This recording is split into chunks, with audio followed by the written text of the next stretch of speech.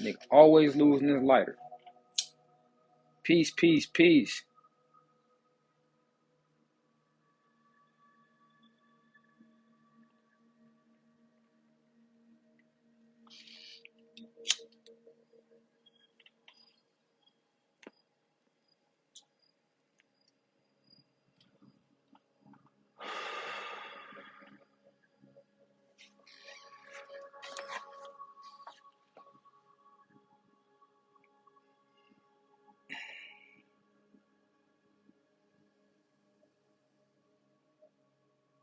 What that shit is?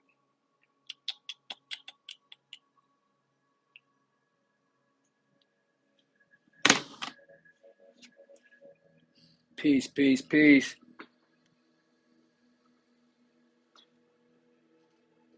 Peace, peace, peace. Thanks for the follow. Thanks for the share. How the family doing?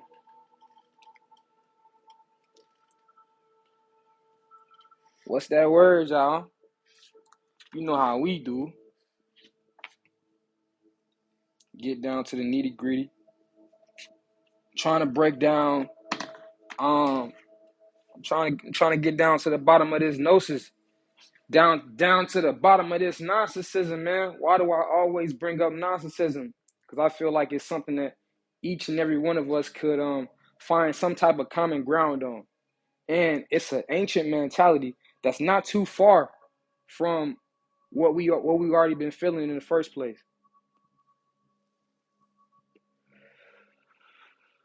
A lot of our perspectives was already like this. It's just some of us may need a certain level of confirmation to let us know we already been on the right path. You feel what I'm saying?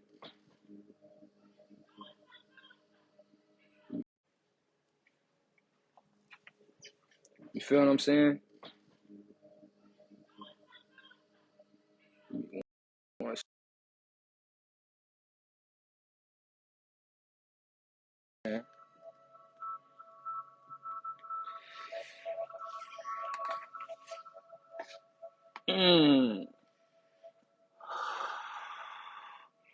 So we know in Gnosticism, we always talking about the demiurge, right? Who is this demiurge figure? This demiurge figure is associated with the God of the Bible, the creator in the Bible. The demiurge in itself is a creator being. But in order to be a creator being, you have to be subordinate to something. That's the mentality. Gnosticism goes over the battle between, or the conflict between, the divine spark and that of the rulers. They call the rulers the demiurge and the archons. The word archon literally means ruler, but the demiurge and the archons go hand in hand. It's like God and the 12 angels.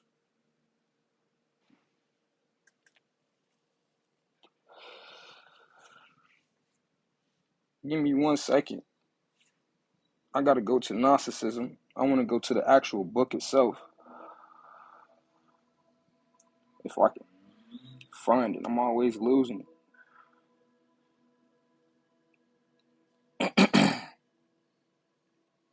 Just have to get it again. Hold on.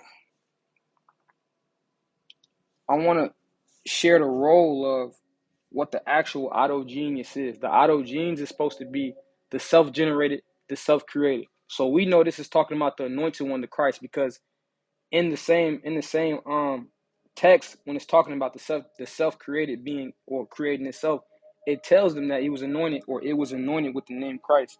So this is the Savior. This is who we're talking about. Let me get to this book.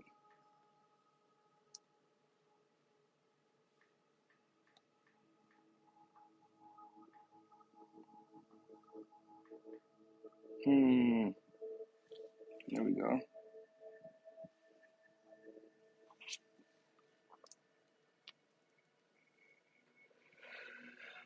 Now, this is interesting to me only because the main reason why I started studying like this was my interest in like the book of Revelations and all of that stuff.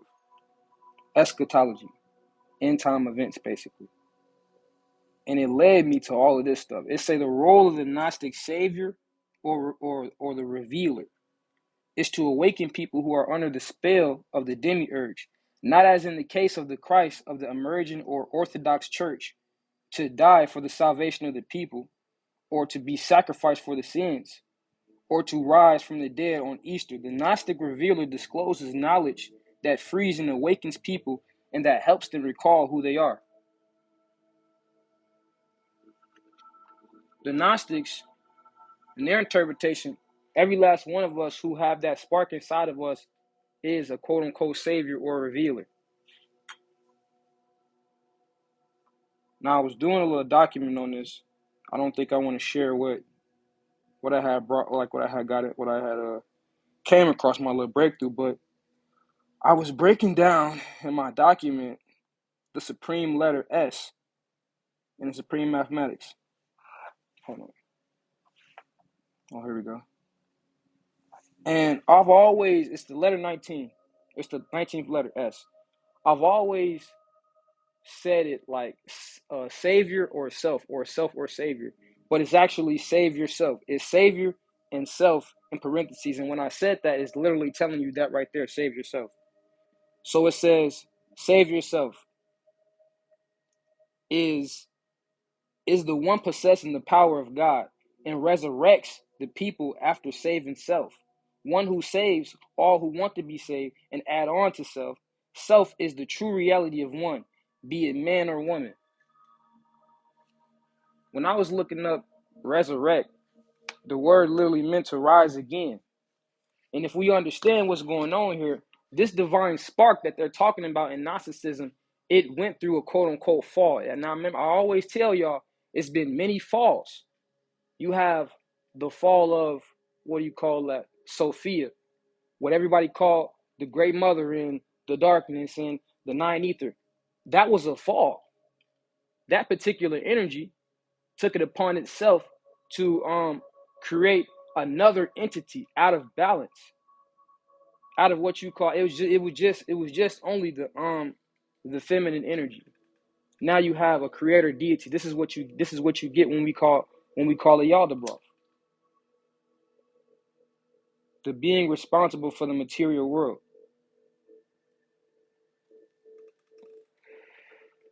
So, but when they're telling you, oh, the Christ came down, or the Christ is coming, you know what I'm saying, or the Christ is resurrected, or whatever, it's the same as what I've always told you guys. When it says rise again, where are you rising from? You have to go through a level of dissension, degeneration. You feel what I'm saying? Fermentation. You got to go through that pressure in order to rise up. The phoenix rises out of the ashes, but you have to do it. And when I say you, not necessarily meaning the physical self, because that's not who you are. I'm talking about the individual who is conscious and aware of what's going on. The one who thinks. You feel what I'm saying? That's what I'm talking about. That's the self.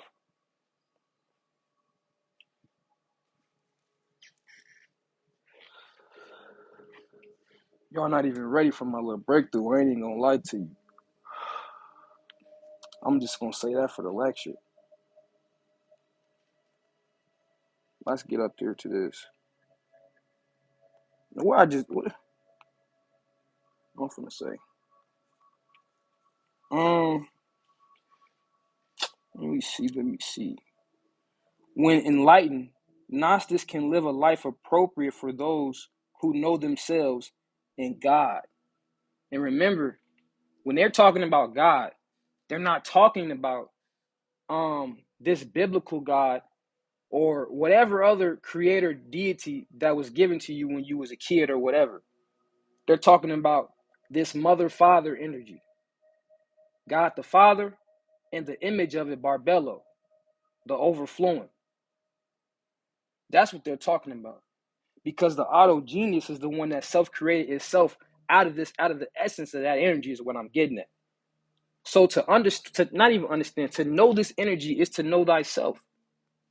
This is why I say go inside yourself. This is why they say when you master yourself, you can master the universe, you master the world. This is why they say that. But it ain't too many books that's gonna really give you let's say a detailed explanation on how to how this process goes about. You have to go through the process of experience. That's why you're here. See, when they were talking about God the Father, what did they say? They said God the Father was just in the celestial water. The celestial water was God the Father. They said when God the Father gazed into himself, he saw his image. What was his image? It was the mother. Now, this is why we always be, what's that word? This is why we always so in love with our mothers, and we should be, because when the feminine aspect was introduced, they call it the forethought, right? Or foreknowledge. The first thought, the first emanation, right? The image. This was the beginning of everything. This started everything, so to speak. Let's just say that. At first, you just had spiritual waters. Once the image is placed on that or whatever, that feminine energy, you get what I'm saying? Everything else just comes out and just comes into existence.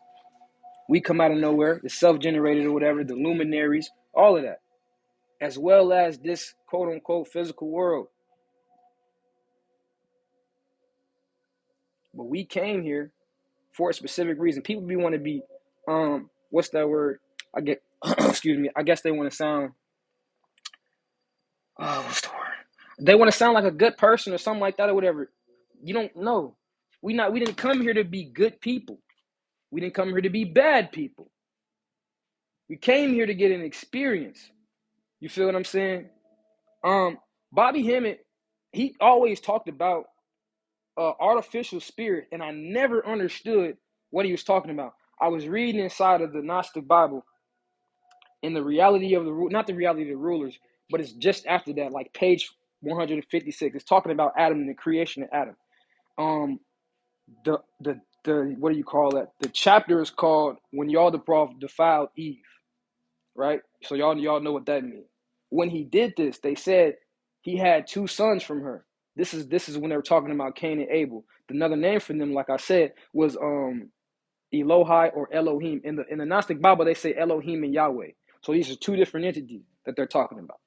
You feel what I'm saying? Or Cain and Abel. But what he said was, remember, when he created Adam, the body or the spirit just lay lifeless, right? They said they sent 5 luminaries to Yaldabaoth and told him to breathe your life into this creation or whatever, and it would rise up or whatever. And when he did that, his essence left him, and now all he is just artificial spirit, right? So let's go back. They said when he had these children with Eve, because they always talk about, oh man, God did this or whatever. He had kids with Eve. Well, in the Gnostic Bible, they explain it. When he had these kids with Eve or whatever, they called them duplicate bodies. They called them duplicate bodies, and he breathed his false spirit. What they call it false spirit. He breathed his false spirit in there. I'm like, so this is what Bobby was talking about this whole time? So, yes, we have individuals who walk around here with a false spirit. If you got a false spirit, then that means you lack the spark, you lack the soul. This archon energy, I'm just saying, it's telling you right there. It's the same as when we call people clones, NPCs, yada, yada, yada. They've been saying it. They was talking about it 5,000 years ago. You know what I'm saying? So, let's see if we can get this, though. Hold on. Let's see if we can get that. Say it was page 156.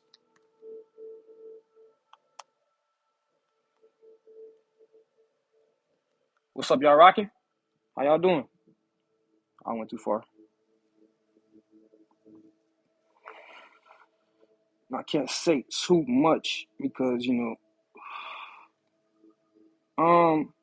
Yaldabaoth realized that the humans had withdrawn from him, he cursed his earth.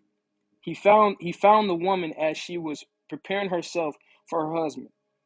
He was master over her, and he did not know the mystery that had come into being through the sacred plan. The two of them were afraid to denounce Yaldabaoth. He displayed to his angels the ignorance within him. He threw the humans out of the paradise and cloaked them into a thick darkness. The ruler saw the young woman standing next to Adam and noticed the enlightened afterthought. This afterthought is another way of just saying the forethought, the great mother. It's a feminine energy. You feel what I'm saying?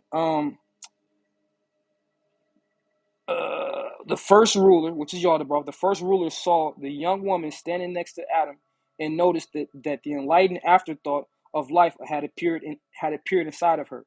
Yet Yaldabaoth was full of ignorance. It says, so when the afterthought of all realized this, she dispatched to the emissaries and they stole life out of Eve. The first ruler defiled Eve and produced her two sons, a first son and a second son, Elohim and Yahweh. It's talking about how Elohim has a face of a bear, Yahweh has a face of a cat. One was just, one was unjust. He said he called them by the names Cain and Abel, and with a view of deceive, with a view to deceive. To his sexual, he said to this day, sexual intercourse has persisted because of the first ruler. He planted sexual desire in the woman who belongs to Adam. Through intercourse, the first ruler produced duplicate bodies and blew some of his false spirit into them.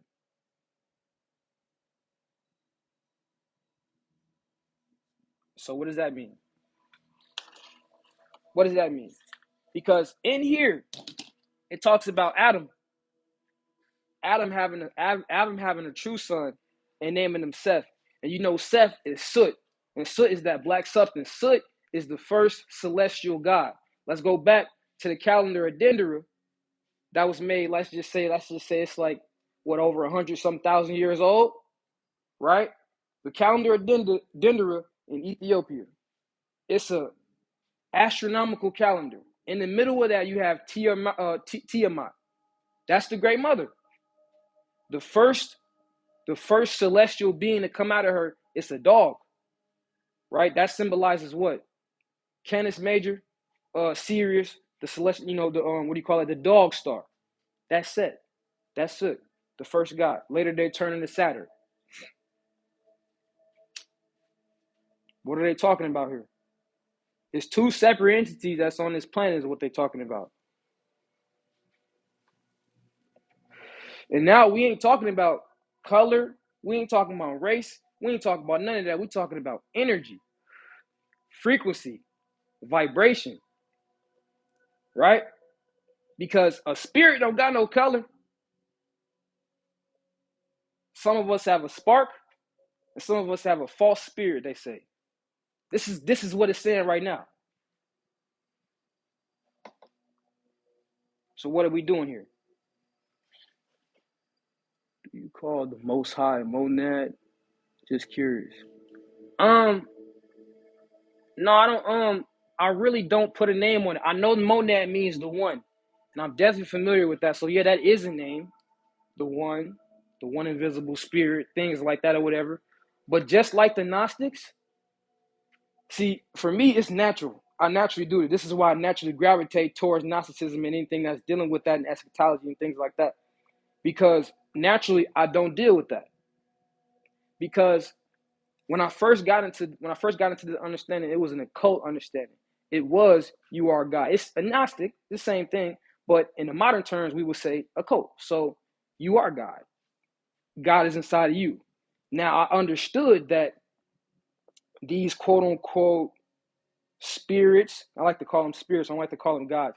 These spirits that existed inside of us, or they exist inside of us, and they are lesser than us. You can subjugate yourself to the power and the will of these energies because they are consciousnesses as well. You feel what I'm saying? We have something called collective consciousness. You can subscribe yourself to that, right?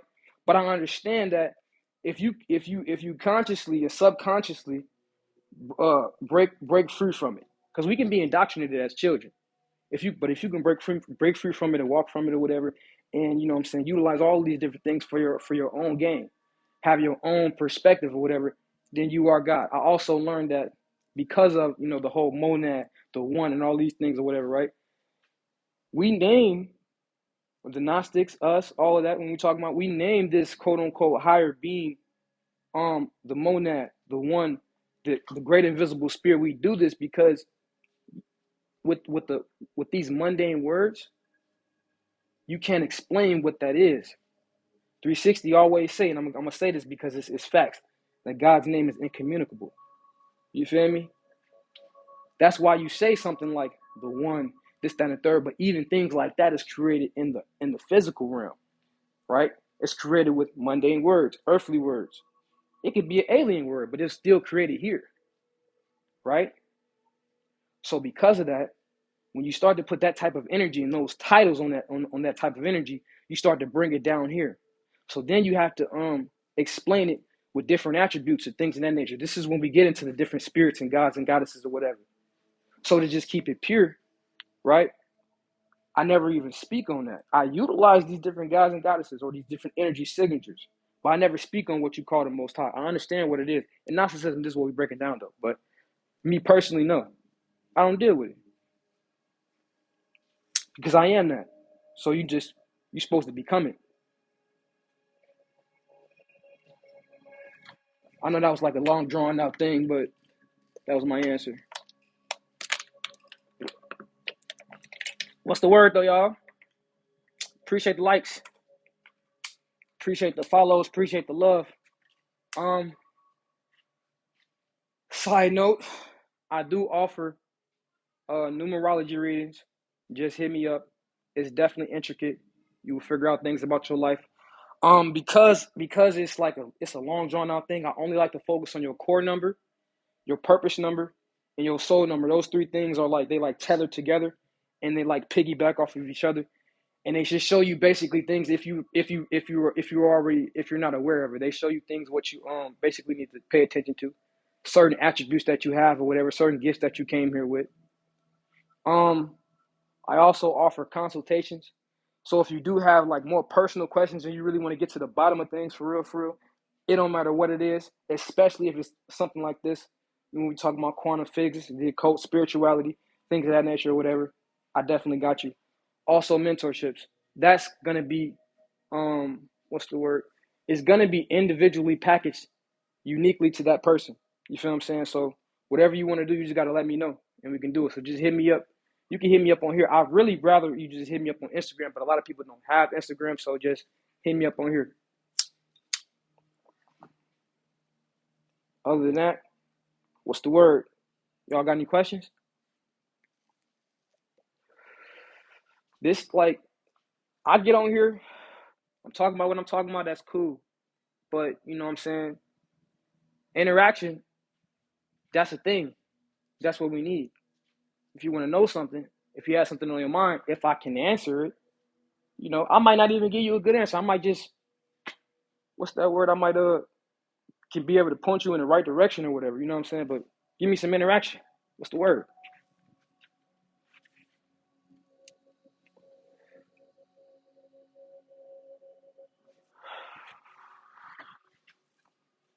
We know they talk about the false spirits. We know that Seth, when they referencing the Seth, they're talking about a race of individuals who possess the spark. Adam came to know. They say Adam came to know the counterpart of his own foreknowledge. He produced a son like the human child. He called himself after the manner of the heavenly race in the eternal realms. Similarly, the mother sent down her spirit, which is like her, and is a copy of what is like the realm of the fullness. For she was going to prepare a dwelling place for the eternal realms that would come down. When they're talking about the eternal realms, they're talking about the aeons. Remember, I told you that aeons is a realm of 1,000,000,000 years, but it's also a spiritual being in terms of Gnosticism or whatever. So these are sparks of light that come down here. And when they're talking about preparing a dwelling place, they're talking about the physical body. They're talking about a specific apparatus, a specific body, because that's what the body is, the apparatus, a specific vehicle that can possess the spark. That's what they're talking about. It don't matter what you look like, right? Because when they talking about Cain and Abel, when Eve doing all this or whatever, right? You know, not Eve, but you know, y'all the broth or whatever. These are old people or old race that's still around to this day, right? And naturally, Naturally, they have archon energy. Naturally, they want to, what's that word? Hold down the soul. This is the purpose of the archons. See, without any study, I used to just be thinking anything. I used to be like, did niggas just make a pact with a deity or anything like that? No. They naturally born from this, for real, for real. And they've been around here for a long time, just as long as we have. I'm not talking about no aliens and nothing. I'm talking about humanoids just like us. So think like that. This is exactly what I'm talking about.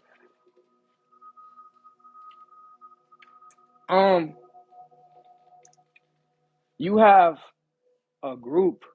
I've spoke on this. I got a video on this on my on this page right now. You can scroll down and find it.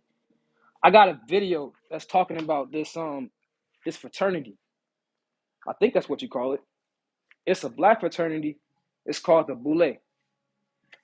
I don't know the Greek numbers, the Sigma and all that. I don't know, but it's called the Boule.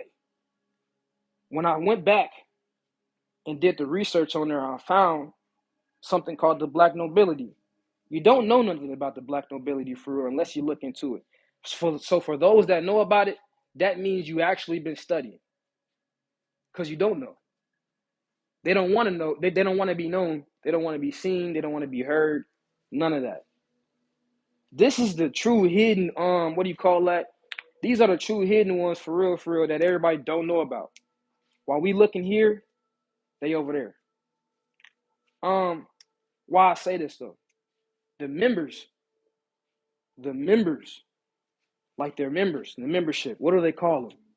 They call them archons. Now this is a conscious group. Not right? A conscious group that definitely understand the concept of Gnosticism, the theologies, the philosophies and mythologies and everything else. They're called the Boule, so they definitely know Greek mythology. Why you think they call themselves not archons? But these individuals, they would put a title. Now it's okay, you know. It's not okay because I ain't fucking with it. But like, you know, they got cops, they got judges, they got this, that, and the third, principalities. All of those things are considered archons as well. But to call yourself an archon and actually know what it is for real, and these be the owners of a lot of shit in the world that you don't really know nothing about. You worried about billionaires that own companies or whatever. That's nothing. We can't even imagine how much wealth they got for real. But these are the individuals these are the individual descendants of this quote unquote race of the false spirits is what I'm getting at. They're gonna have some type of wealth on earth because this is where they want to stay. What the Gnostics are talking about is a process of going inside of yourself, recognizing the spark that's inside of yourself, right? Once you recognize it, once you activate it, you know what's going on, you identifying with it, this is who you are, you leave this place. The Hindu man called this place, this world, Maya, the realm of illusion, the realm of appearances, a force that created images, you feel what I'm saying? Or from the gods or whatever. This is what they said. But you something greater than that. But remember, when Yaldabaoth was creating Adam, what did he do before he created him? He saw the image of Adam. And he told his archons, let us create our own image, right? Our own image of the actual heavens, but in our likeness. That's what they said. So if they said in your likeness, right, that means God got to have a form. This makes sense. When they said Yaldabaoth resembles, his face resembles a lion, and his body is like a snake. But his kids, his sons, Elohim, Yahweh, right? Remember when I look at the Lyran star seeds, they supposed to be a byproduct of the Elohim. The Lyran star seeds is a feline people with with the avian features as well. So cat-like features and bird-like features. Why is this important? Because these things are created to different creator deities. Ra, a creator deity, a bird face, also the Sphinx, which means to draw tight. The Sphinx, it means to draw tight. Religion means to bind. I'm just saying. Also, the Lyran star seed, this is what they say.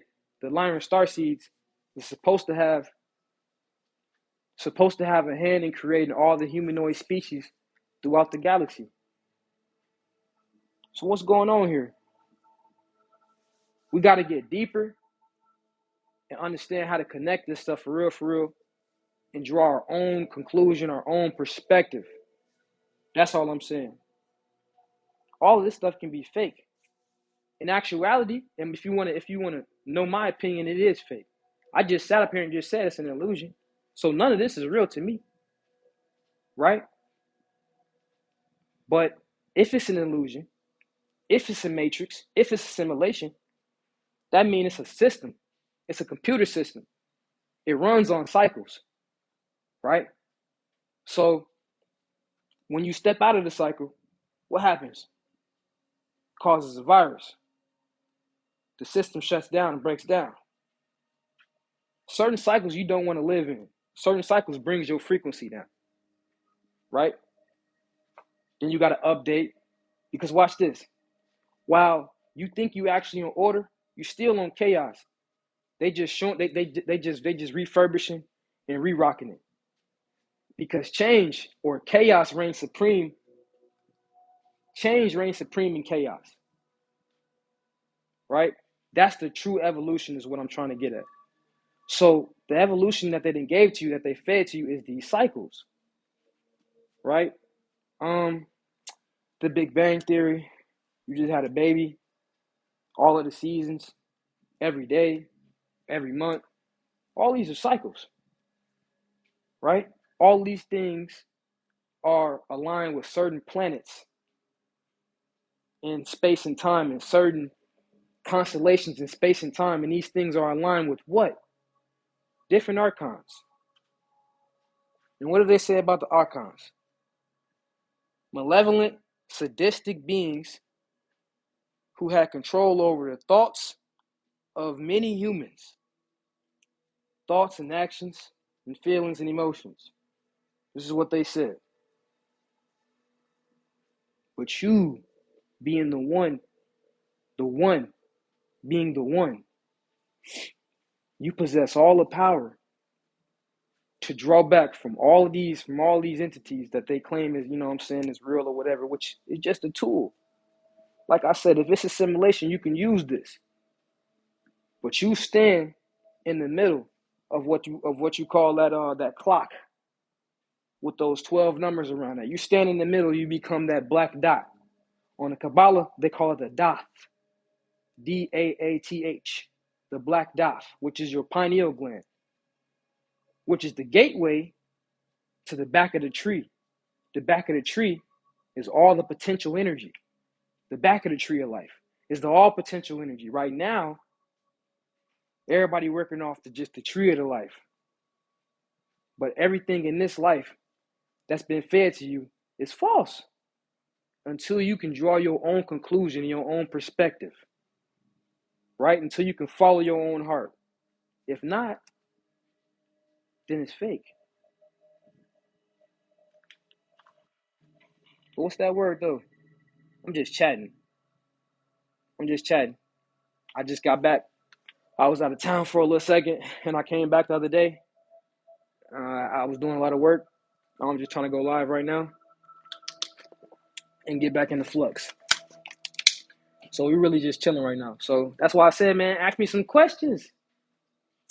Or is y'all feeling it?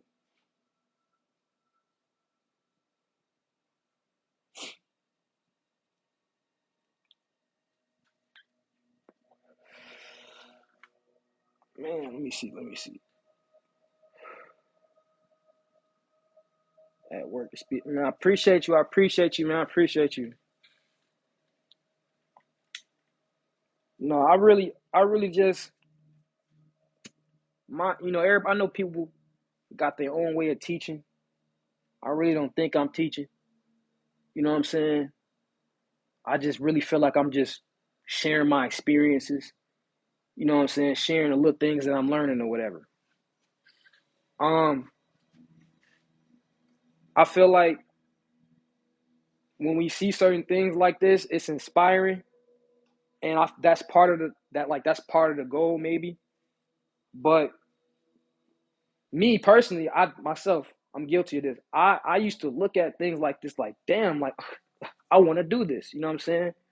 But I have social anxiety, so I never really sat out on whether you want to do this for real. I just got to a level of knowing things and just discussing things in a certain way with people on the outside of this, and people like, man, you should just go on live. And that really, to me, it was like, well, it really wasn't live, it was YouTube. But to me, it was like, shut up talking it. You know what I'm saying? I don't want to hear about that. That's what I was taking from it. So I just got up there, you know what I'm saying? But personally, since I've been doing this, I've been learning a lot. I've been learning, you know what I'm saying, I guess how to be social, more disciplined or whatever and all that stuff. But I also learned something else. It's really draining, right? So, we get up here, we talk, we do all this or whatever. People got to realize and remember, you got to tend to yourself. I was gone for a little second or whatever. I still was working. I was dropping little videos or whatever. I was reading. I was writing, doing things like that or whatever, coming up with new documents or whatever, having new breakthroughs. But I was enjoying my family. I was still learning. My mind is still set on everything is a lesson, but I still got to enjoy myself. And it was like a reset, an energy reset. And I feel like we need that. Just like how everybody, not everybody, but people ask me about spiritual awakening, spiritual enlightenment. And I always say, what's the word I'm looking for? It's something that can happen multiple times, right? So we talk about things like the reset, or we forgot who we were, or we forgot about this age, or we forgot about that or whatever. But we can have things called energy resets as well. You know what I'm saying? Sometimes we build and accumulate a whole bunch of negative and low vibrating energy. And it's a lot of energy and you could be filled, but it's low vibrational. So what it's actually doing is draining you. You know what I'm saying? And if our chakras ain't together, which they gotta constantly be shifting and moving. Chakra is a Sanskrit word for wheel. So it has to be turning all the time. You know what I'm saying? Gotta have that WD-40 on it. You feel me? It can't be rusty. So, with that being said, you gotta constantly be working. You gotta constantly be trying to figure out a way to fix yourself, a way to make yourself better. You know what I'm saying? You could be good right now, but what can you do to make yourself better? Remember, change, it runs supreme in chaos. And if chaos is this source that we always talking about, which I'm not even gonna go into what I say the source is, but this nine ether, this great mother, you feel what I'm saying? Big mama, this energy, we gotta constantly be willing to shed our skin every day, basically. That's how you raise your vibration up more, so to speak. You feel what I'm saying? You got to constantly be moving fast and fast and fast and fast. Nobody should be able to keep up with you, right? But you, because remember, you're the one that's standing in the middle. So while a lot of people be trying to get you to slow down, get you to be like this and be with the group or make you feel ashamed and all that stuff or whatever, nah, man. You have to constantly work on yourself and do things like that. Now, going back to what I was saying as far as being on live or whatever, it's draining. But if you do want to get on live and do things like this and share it or whatever, which I feel like this is what we're supposed to be doing. But I feel like it should be getting us somewhere initially. So first and foremost, we always gotta put ourselves first. While you putting yourself first, you're gonna constantly learn more stuff that what's the word I'm looking for? That will further expand and evolve you. The true evolution starts with inside of the person. You get what I'm saying? You talking about the evolution of your humanity, not the humanity as a whole. Humanity is on a cycle.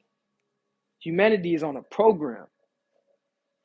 You feel me? It's a bunch of, like I said, people out here that has the spark and people that has a false, what do you call it, spirit.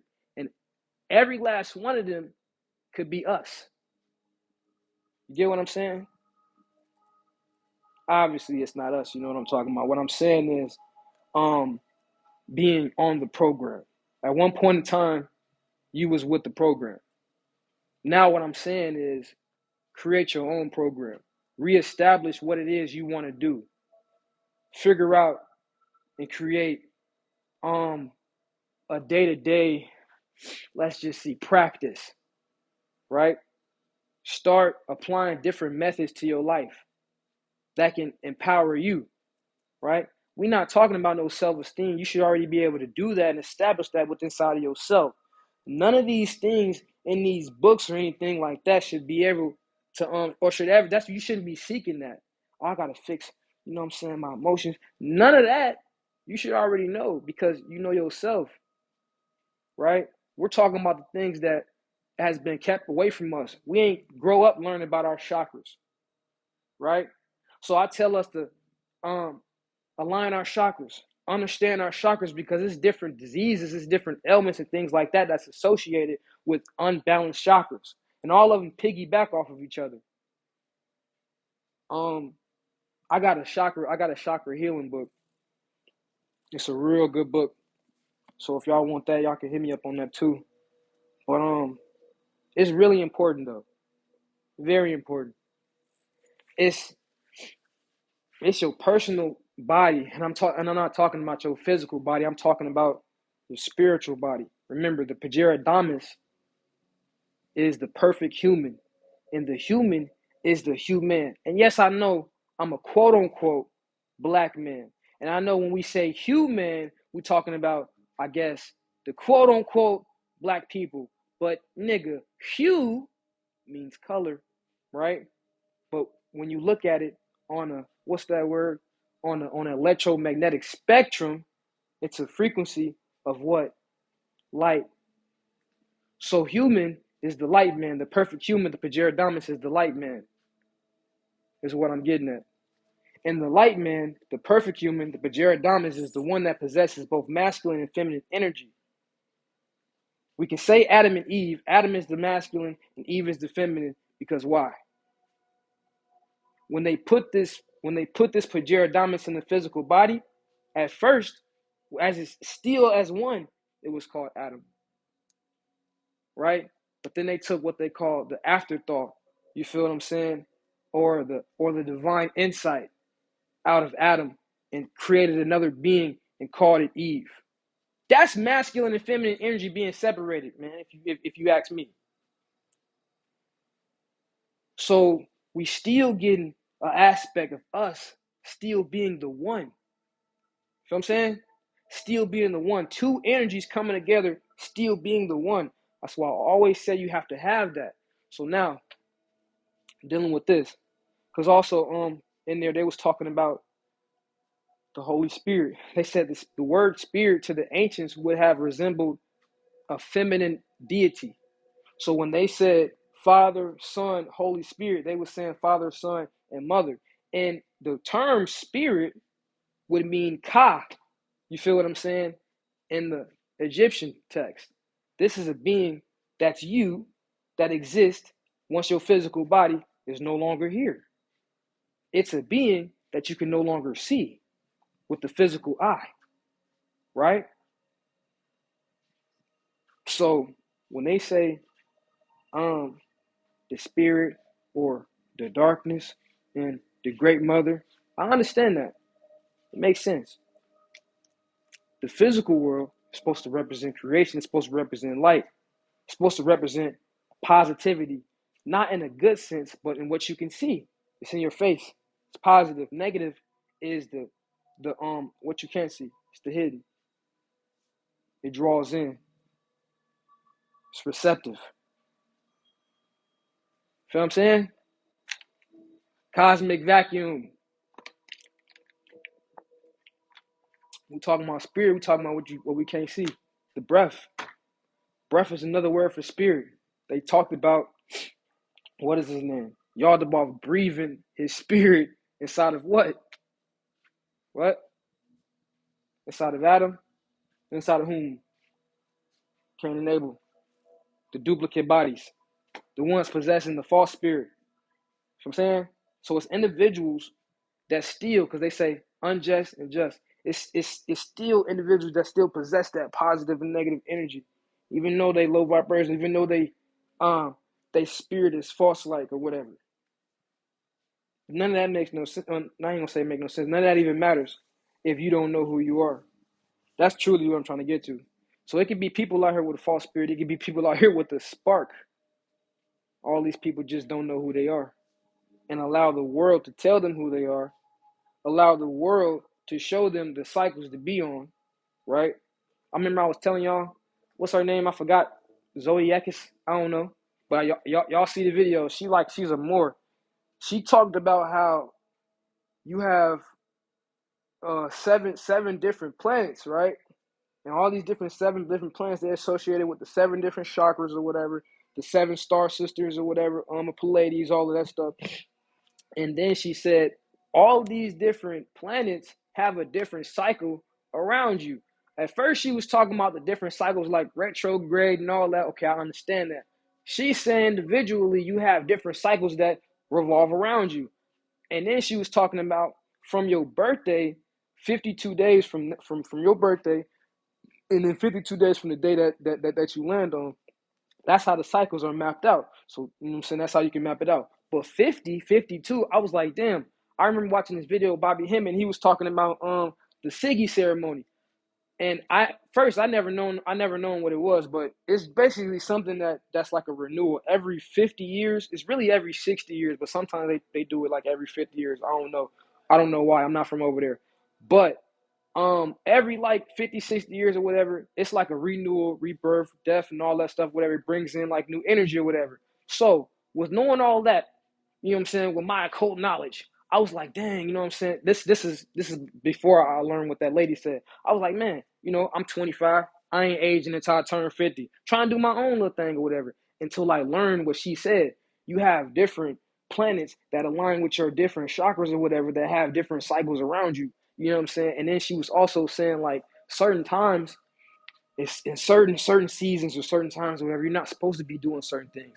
Every year, right before my birthday, I always feel down. I never want to kick it. I don't even like to celebrate my birthday, but when my birthday do happen, like when it comes around, I'll be kicking it. You know what I'm saying? I do have some fun or whatever. She said, you're not supposed to do nothing before your birthday. Around that time, you're supposed to be chilling. I don't know why you feeling bad, but she said that. I'm like, But since I've been, let me see, since I've been about like 13, maybe 13. I'm 27 now. Since I've been about 13, I've been feeling that way, all up until now. So now, once you start to map out these certain things, I don't know the details. That's why I say go watch that video. It's like 2 hours. I still got to take notes. I'm still taking hella notes from there. I ain't gonna lie to y'all. We learning together. We learn together, y'all. You feel what I'm saying? Look. She put me on game. I'm putting y'all up on game. If it's interesting to y'all go ahead and do it. We gonna do it together. You feel what I'm saying? We gonna see what comes up. And it's just more about knowing what to do, how to do it, when to do it, who you are. You feel what I'm saying? What you're capable of. That's what I was getting back. You know, sometimes people be talking to you, the spirit tells you certain things. That's what I was getting. So I'm like, damn. You feel me? Because the spirit ain't gonna lead you nowhere where you don't need to be. It don't matter if it's a car accident. Sit your ass down. Stop drinking. You feel what I'm saying? I'm telling you. I'm telling you. Yes, that's her name. That's her name. I don't know how to say it. Hold on. I'm pinning you. I don't know how to say it. That's her name. Y'all go watch that video. Listen. Come on, man. Why would I, you know what I'm saying? Why would I just be, why would I promote it like this? Yes. And I think she transcended, you feel what I'm saying? Ball in Paradise for sure. But that was like, and I can't even find no more information from her. That book, I mean not book, but that video is astounding. I'm not gonna lie to you. Go check that out. Like today. You feel me? Today man, listen, sent it to my queen. And I know she ain't watch it, but she, she did afterwards. But I had to check her for like 2-3 days. I know you didn't watch that video. I know you didn't watch it. Because we have conversations. Like I study with her and all types of stuff or whatever. I be reading back and forth or whatever. This is how I'm able to retain my knowledge or whatever. We be reading, I be reading or whatever. And we learn just new things together. But in our conversations, certain things be coming up. I'll be like, man, go check that video out. Like I can't explain it to you how that lady explained it because that's not my expertise. Now, if it's pertaining, what's that word? If it's pertaining, give it to me. If it's pertaining, something personal, you know what I'm saying? Me figuring out something personal by myself, of course. Now I can share that with you. That's why I feel like I'm not a teacher. I'm just sharing my experience, bro. That's it. Sharing my experience, and I feel like, yeah, I can give you some good advice. I can definitely give you some good books. We could definitely have a good conversation. But if you're not able to take nothing from it, then, if you thought I was a teacher, then I failed for sure, for sure. But you're supposed to walk away knowing something. But that little something, you're going to forget about that something a year or two, hopefully a month, depending on how much desire you have for change. You feel what I'm saying? Remember, I always say this is my new thing. The guy told me this when I was locked up. You feel what I'm saying? I forgot his name. I ain't even gonna lie. So I'm bogus. I think his name's Supreme. I ain't gonna lie to you. Supreme Allah? Yeah, Supreme. But light skinned. He looked like a light skinned version of what's his name? Like a real light skinned version of Malcolm X. I ain't gonna lie to you. With the glasses and everything. Big swole dude. But Supreme Allah, he told me you have to have a dissatisfaction in order to stimulate change. That's the saying, y'all. You got to have a dissatisfaction in order to stimulate change. So, whatever. Remember, I told you the spirit is never going to lead you anywhere that you don't need to be. So, I could have said something. This person could have said something, anything, or gave you a book or whatever, and that book would help you with the dissatisfaction that was already inside of you. Is what I'm getting at. You feel what I'm saying? Or you couldn't even have. You probably didn't even have the actual dissatisfaction, but you got the information, and then it probably came, and once it came, now you got something to dwell on that can help you get out of that. This is what I'm getting at. I'm talking about. These are the things that we remember, is what I'm saying. These are the things that we remember, we take in, and we retain. It helps shape us. What we truly are is nothing but pure potential. You're not a human being. You're nothing but pure potential. Limitless energy. You feel what I'm saying? That's what we truly are, for real, for real. That's the mentality that we have to have. Now, be like, but we still got to go to sleep and we still got to pay bills and all that stuff. You still live in a dual experience, right? You got to understand that what you truly is sitting somewhere else, actually is sleeping. An aspect of what you are is here. Just like in your dreams. When you go to your dreams, you can do a whole lot more in your dreams than you can do here. But we always talk about that's the real spot. Why is that the real spot? Because dreams and imagination is the same thing. And I told you that imagination and visualization is definitely the same thing. Now, when you look up the definition, they tell you that imagination is an aspect of dreaming or whatever. No. Or if you want to break it down like daydreaming, deep dreaming, and all that, dreaming is dreaming, man. Especially when you get those visual those visual stimulations, those visual experiences when you actually having a dream. Because when you dreaming or not, when you sleeping, you still dreaming regardless, even if you don't remember it. You didn't take an aspect of your consciousness with you. Why? You probably was tired. You probably had a lot on your mind, and you woke up with the understanding that you didn't have a dream, but it's still stored into your subconscious mind. You feel what I'm saying? And if you done what do you call that, suppression or not? Yeah, suppression exercise. I think that's what it's called or whatever, or repression. I think whatever. When you do these things or whatever, just meditation. You can start to remember these things, And remember, I told you, remember is just putting things back together. Osiris was dismembered. He was cut up into 4 different pieces, but they say he was dismembered. He was put back together. He was remembered. Osiris represents the subconscious. I'm telling you, man. The short word or term for Osiris or Orion is Ori. And in the Ifa culture, your subconscious mind or your conscious mind or aspects of your conscious mind comes in the form of your Ori. It's right there. They're telling you right then and there. I need some water. What's up though, y'all? I just sent you an invite. Don't what you call it. That was an accident.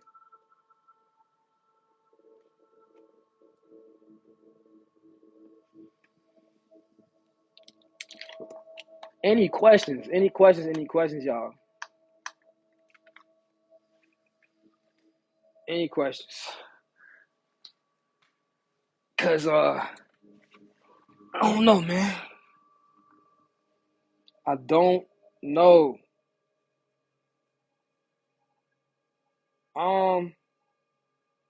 On human destiny, we in the Gnostic Bible. I said to the master, will all the souls be led safely into pure light? He answered and said to me, these are great matters that have arisen in your mind, and it is difficult to explain them to anyone except those of the unshakable race. Right? Now, I just want to leave that right there and just speak on the unshakable race. Now I got the book to just talk about it now, right? We can just talk about this. Just this little piece. This little piece is what I've been trying to tell people for a long time. You have individuals, you can go live, you have certain different beliefs or whatever. You think you're the black sheep of the family or whatever. But when you become this individual that just knows that it's just other things outside of what we've been told. There's greater things outside of what we've been told. I'm greater, right, than what I've been told. You are greater than what you've been told. When you start to understand this and start to move like this and live like this, people start to shun you. You get what I'm saying? Because you live in a certain way. You have to be a certain way. You have to think a certain way. You have to think like the group. You have to be programmed. Now, right, I don't know how much, about probably like 200, 300, I don't know. I was able to go back like maybe 200 years, but like 6 generations with my family and learn my grandmother was actually, you know what I'm saying, like it says a Choctaw Indian, right? So we get that. Oh man, you Indian, but I actually found that. But watch this. I can't claim that I'm supposed to be a victim. What does that mean? I'm supposed to come from slaves or anything like this or whatever. I'm supposed to do this. I'm supposed to go with the program. I see it all the time. So now watch this. What I'm getting at is with the unshakable race and what I've been trying to tell people, when you start to go inside of yourself and start to accept who you are, no matter what it is, right? I could have came from wherever, man. It don't matter. I'm still me. I could have came from Scandinavia. You feel what I'm saying? I'm still BabaAkil. I'm still reading these books. I'm still giving this knowledge. I still had the experience that I had. You don't even know who I've been in the past life. Prominent figures, women that they didn't try to what's that word? Hide. You don't even know. I don't even speak on these things because none of that even matters, right? But when you go inside of yourself and start to accept these certain things or whatever, right? And not allow them to, what's that word? Boost your ego, right? This shouldn't be something that boost your ego, stroke your ego, make you feel good. None of that stuff. It's just information. I say that to say this. Those individuals that tell you that you should be a part of the program or whatever, right? They utilize these things to do what? Boost their ego, make them feel good, excuses. Man, my car broke down. That was the devil. You feel what I'm saying? What do you call that? We beautiful people, God love you, all this stuff or whatever and all that stuff. Bro, my dog just died. What are you talking about? I don't want to hear that. You feel what I'm saying? Things like that, man. It's things that make you not deal with the actual reality around you, which is your direct circumference. So your immediate reality. So everything that's going on with you or whatever in your day-to-day goings in life or whatever, right? Society has set up a system to where, or a program, right, to where you have to function whenever something happens in your life that doesn't align with society, right? I just what's that word I'm looking for? What's that word? Funerals, right? My grandmother just transcended. I can't even remember, but like a few, like last week. Then on my birthday, another one of my grandmas just did. But this is what I'm saying right here, because none of that matters. They're in a better place. What's the word I'm looking for? When we go to funerals, what do? They be laying down like they sleep. We get so far away from reality. I just said what? They just transcended. They in a better place. I have not yet shedded a tear. You get what I'm saying? Now I ain't gonna lie, I did just lose a sister like a few days ago. That was different. You know what I'm saying? That was different. But I don't know. I mean, I didn't boo-hoo, but it was like, dang, fuck me up. Because we were around the same age. So anytime somebody around the same age, that happens, it's like, a little too close to home. But what I'm saying is this. Man, we put them in there like they sleep and all that stuff or whatever. Man, listen, the ancients, man, they going right in there, taking all this stuff out, making them. They're not even making a body look like nothing. They making you busts. They making you statues and everything. It's a whole process. It's a whole ceremony. We just want to get rid of it and be far away from it as soon as possible. Well, the ceremony over with. I'm downstairs eating some chicken. My dude upstairs sleeping, we bury him. Not understanding that the body has to go through a decomposition process. And remember, your body, or not even your body, the light, what you truly are, what we talk about. Now we're going to a scientific level. It's comprised of what? Primary elements. Hold on. Because where is it?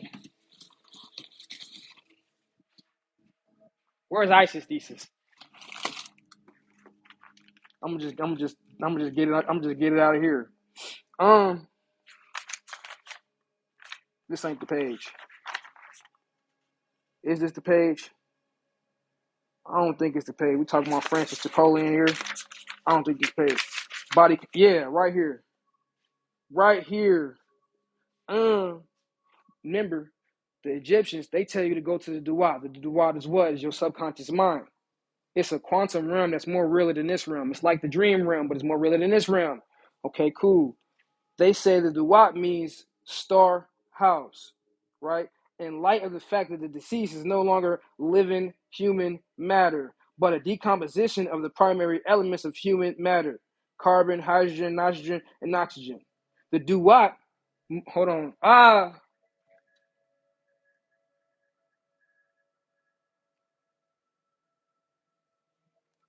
Let me go back because they just did what they did. Um, the Duat means star house in light of the fact that the deceased is no longer living human matter, but a decomposition of primary elements of human matter: carbon, hydrogen, nitrogen, and oxygen. The Duat must represent a quantum phenomenon where these elements exist and are reassembled. But it's a self-assembly. That now we getting too deep now. I just brought up the ISIS thesis. That's Judy K. King. I wish I can get y'all that book, but I can't. Just gotta find that book. I ain't even found that book. I'm looking. But that's Judy K. King. Um, why is all of that stuff? Why is all of that stuff important? Um, because we not dealing with the totality of the process. Let's just say we gotta mourn. We gotta do all this. We not understanding that these energies, they connected to us. So, when they transcend, they do all that, we crying, we out the bend. They trying to figure out what they can do, and it's nothing, but what they can do to make it better and all that stuff, whatever. But they got a process now that they got to do. What they call it in the Book of the Dead, the 12 hours of the Duat, or the Amduat. The same thing as Duat. But these 12 hours is a process, it's a reassembly process. And in this ISIS thesis, they break it down. What's going on, what you doing, all that stuff. But while the spirit worrying about us, and we don't even care about the spirit, like I said, we just put them down the ground. Like the body has to go through a decomposition process. How long do you think it takes for a body to do that? When it does this, right, it's going through this long process or whatever, and we forget about our people. We know we get sigils or not sigils, we get visuals or whatever. We don't put no energy by. We not pouring no libation. We not doing none of that. The only place they get to live is in our minds now. Remember we say the spirit lives or the ancestors live inside of us. But we not thinking about them. We forget about them because we're not dealing with the totality of the process. In the Eastern, they burn the bodies. Why? It allows the soul to transcend and go and move on. We dealing with the spirit, not dealing with the soul of that individual. Your ancestors that moved on or that transcended or whatever, you're not dealing with their soul. You're dealing with an aspect of them, right? An impression that they came in and put on the world. That's basically it. Right now, you're dealing with BabaAkil. This the impression that my soul chose to imprint on the world right now in this time. That's what's going on. You feel what I'm saying? I need water. Got to be able to deal with the whole totality of the process. That's what I'm saying. Then I was reading I was reading more Gnosticism. Oh yeah, we gonna try to at least I'm gonna attempt to break this down all the way. You know the whole Gnosticism, whatever. But the word antagonist, they said that Yaldabaoth was looked at as the antagonist of the world. The Gnostics were the individuals who were going inside of themselves. They know they had the spark, so they know that they was not indirectly, but directly related to source. They call it what? The pleroma, the fullness, the heaven. They related to that. That's not a state that you go to like a place. Oh, I'm living in. It's just beings all around. Like when I say beings, I'm talking about my ancestors. No, this is energy. These are realms. They said the fullness, but the fullness is full of aeons. Aeon is a realm of 1,000,000,000 years. Now let's go to the titles of the realms. They said incorruptibility, life eternal, truth, right? All of these different things we just existed in, right? So again, these are tools that you can utilize, is what I'm getting at. Understanding that you the one. So they said that Yaldabaoth was the antagonist. So I'm like, dang, we got to be the protagonist of life then. You know what I'm talking about? What's the protagonist? The main character. You ever thought to yourself like, dang, my neighbor not real? Not your neighbor, but people though, you know what I'm saying? NPCs or whatever. Really, truly, you are the protagonist. You are the main character. You are the one. You are Neo. I was reading this book. I forgot her name.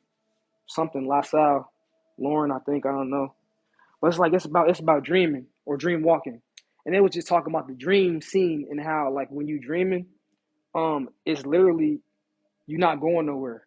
They say this is what they say in the book, and I thought it was a nice concept. They say you're not necessarily going nowhere. It's just one big stage, but the scene just changes, just like a movie when you watch the movie.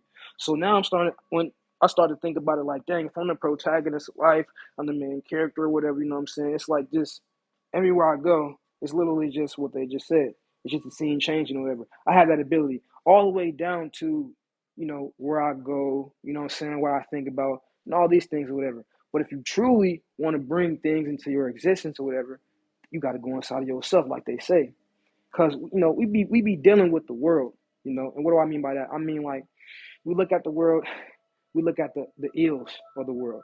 Oh, this is bad. This is bad. These people are not allowing me doing this, or these people are not allowing these people to do this, and this, that, and the third, etc. I have to create or recreate something new. I have to create my own thing. We this people, we had to create our own thing. Like I just said, somebody asked me earlier, excuse me, that you have, or do I call the Most High the One? I don't entertain the idea of placing titles, mundane titles, even though that's one of the best titles, not one of the best. I'm just saying, like when you start speaking on it, like monad, the one, things like that, just saying Most High, those are just neutral things, or whatever. I don't like to put titles that was created in the physical world on something that you can't explain, right?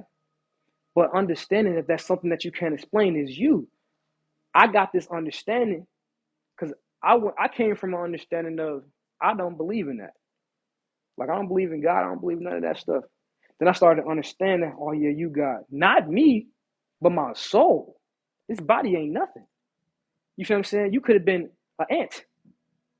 But that's the aspect, or that's the apparatus that your consciousness was projected in. You get what I'm saying? At the time. Let's just say that.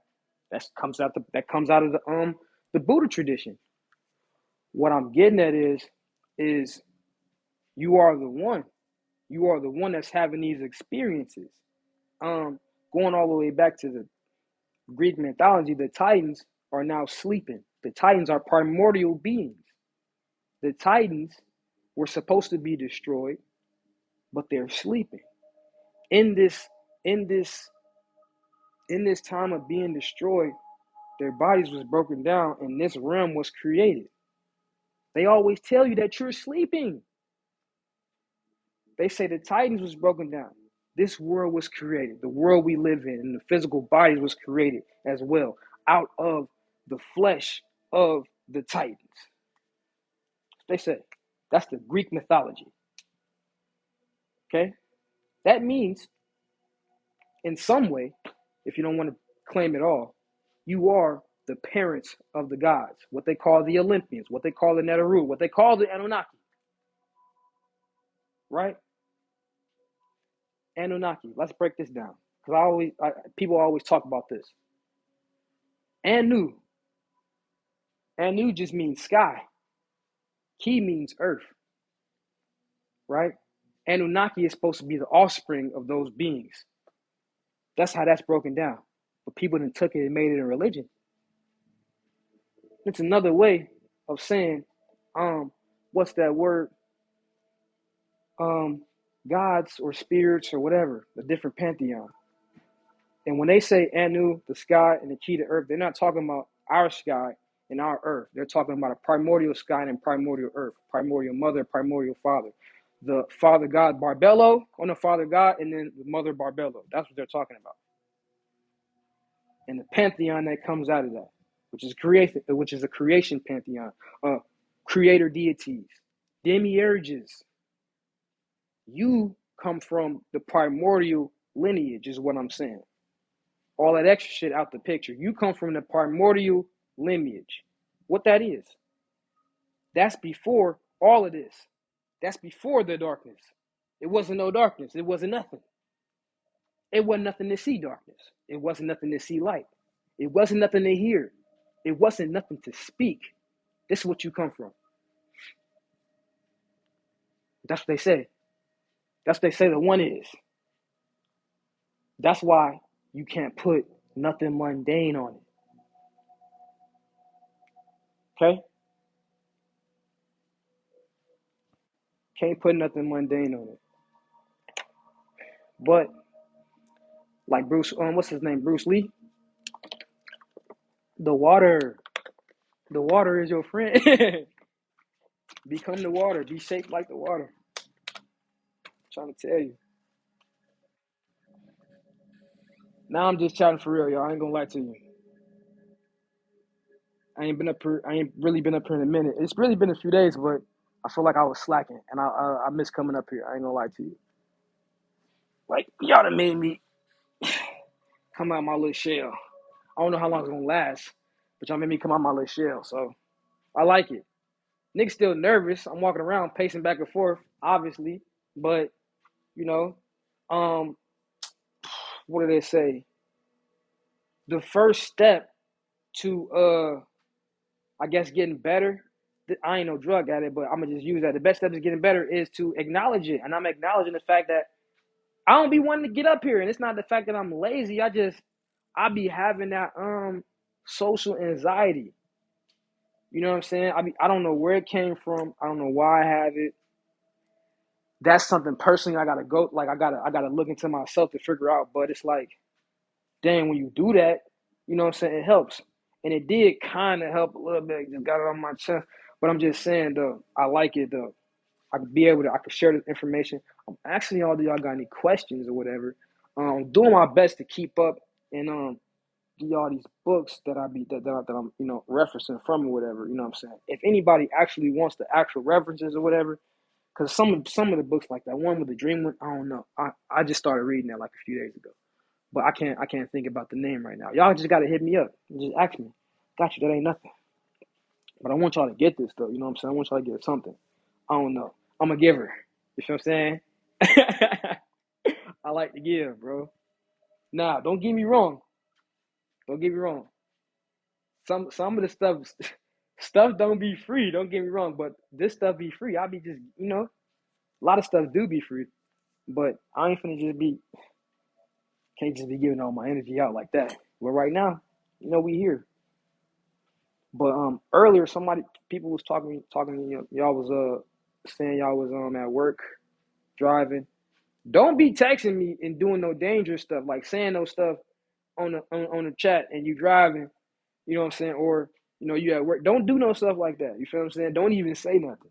I appreciate you. You feel what I'm talking about, for your attention or whatever. But don't jeopardize anything. I do not like nothing and it's not about what I like, but I want to share this with y'all. I got a homie, right? Y'all seen the tattoo on my face.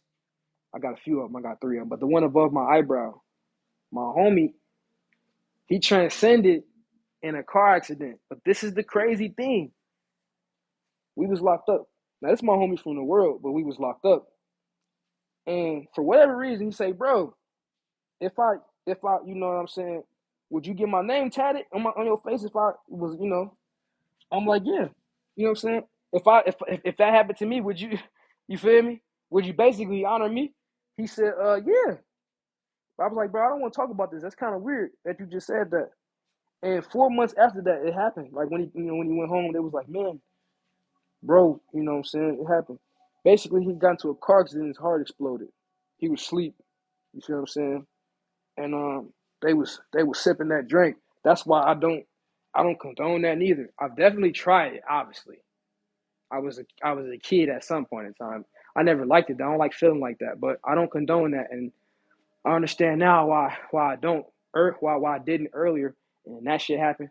So yeah, man, if y'all watching this, y'all listening to me or whatever, y'all driving or whatever, you ain't never got to worry about what I'm saying, texting, none of that stuff. I appreciate y'all attention, all of that. I want y'all to be safe when it comes to that for sure, for sure. I don't care how good you think you is at driving. You know what I'm saying? I ain't tripping. That's serious to me. I ain't gonna lie to you. I really care about people. I be seeing stuff like that. They be messed up. I just saw it crash the other day. But I don't be knowing people be going through. You know what I'm saying? Some people just be, they bring it upon themselves. But still, like, bro, all that. Now I understand when it, like, when we talking about this darkness and the humanity and yada yada yada. I understand that. I don't too much care about that. I care about my personal humanity. But personally, I can give you my opinion on it. I don't care about it. I don't care about it as far as like I'm not trying to change it. But personally, right, my opinion on it is this. Life is precious as hell. I ain't gonna lie to you. You feel what I'm saying? Why have I came to that conclusion? I came to that conclusion because me personally, you don't know me personally. I done lived a life of a movie. I'm not glorifying it or none of that. Like I said, I don't care. But to be able to tap into spirituality, which is literally knowledge of self or the knowledge of the life of the individual and or the lives. Because it's not just your personal life right now, it's all the lives that you ever lived. You're going to combine them together. But let's just talk about this one. This shit made me do a 360, is what I'm trying to say. And I wasn't trying to do that because what I was taught to embrace who you are. At first, I was like, man, I gotta be righteous. I gotta. This dude looking at me crazy. What's that word? Man, yeah, righteous brother and all that shit or whatever. That shit will come later.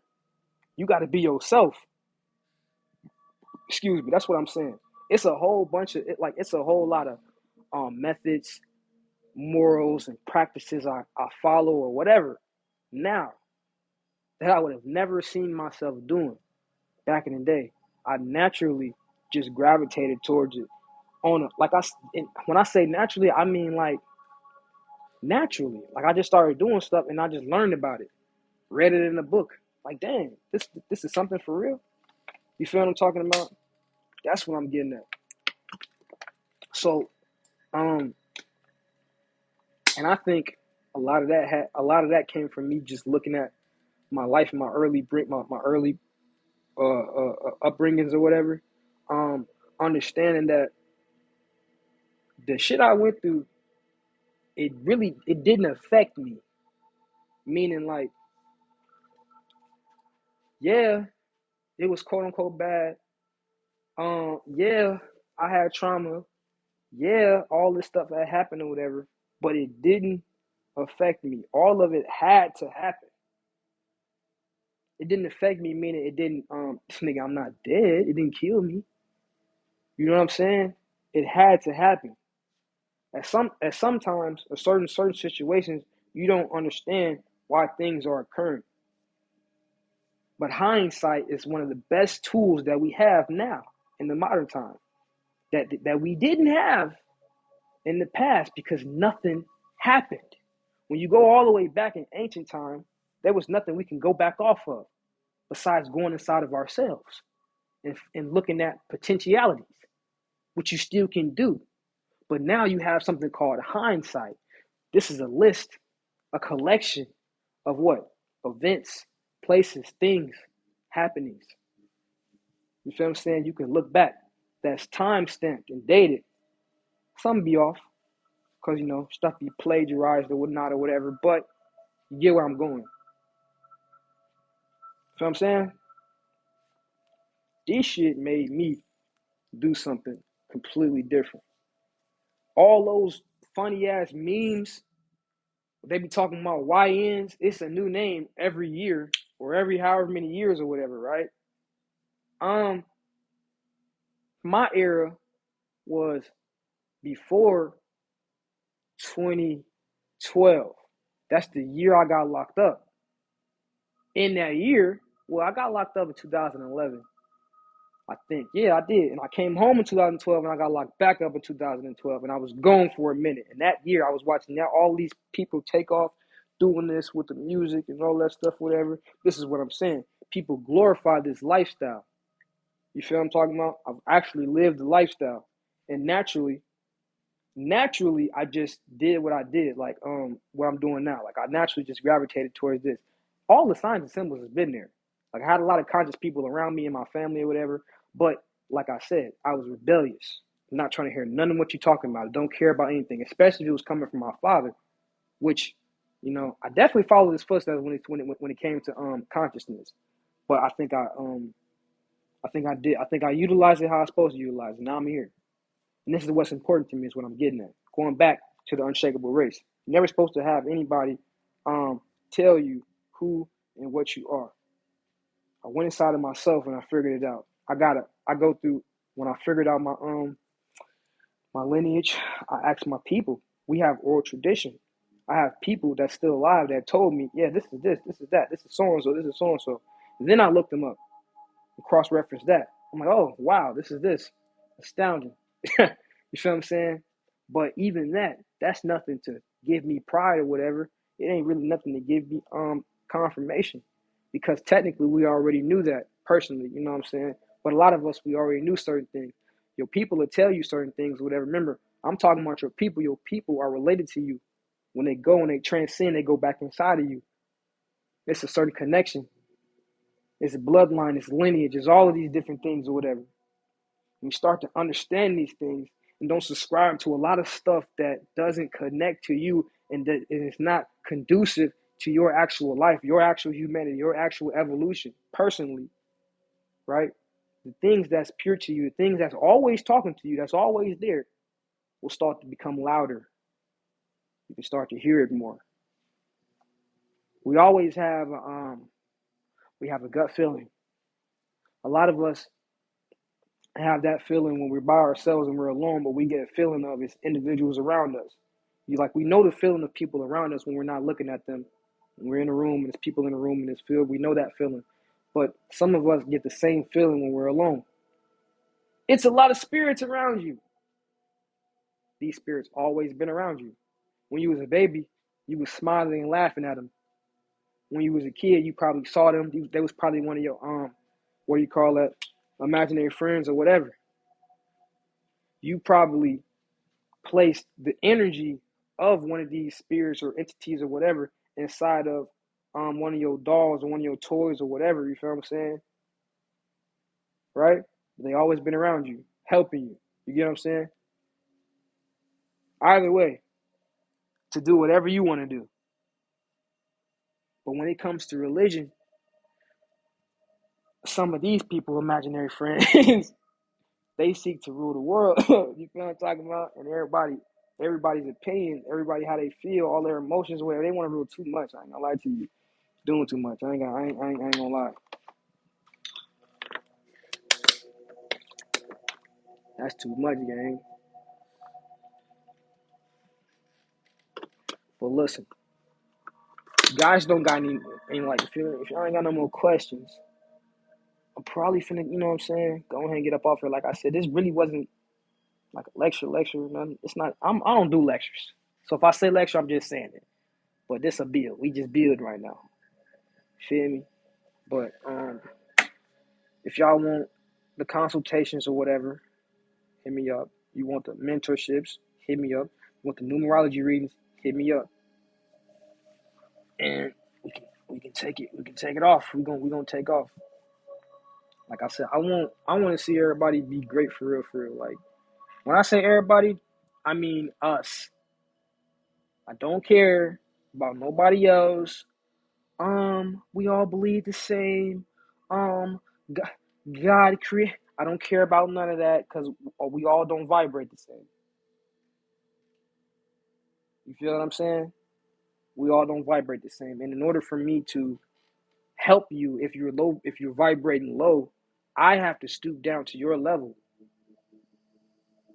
I have to. So if you have a if you have a high vibration and you're next to an individual who's low vibrating, you try to help them, you have to stoop down to their level. But what this is going to do is empower them. Oh, but that's a good thing. What about you though?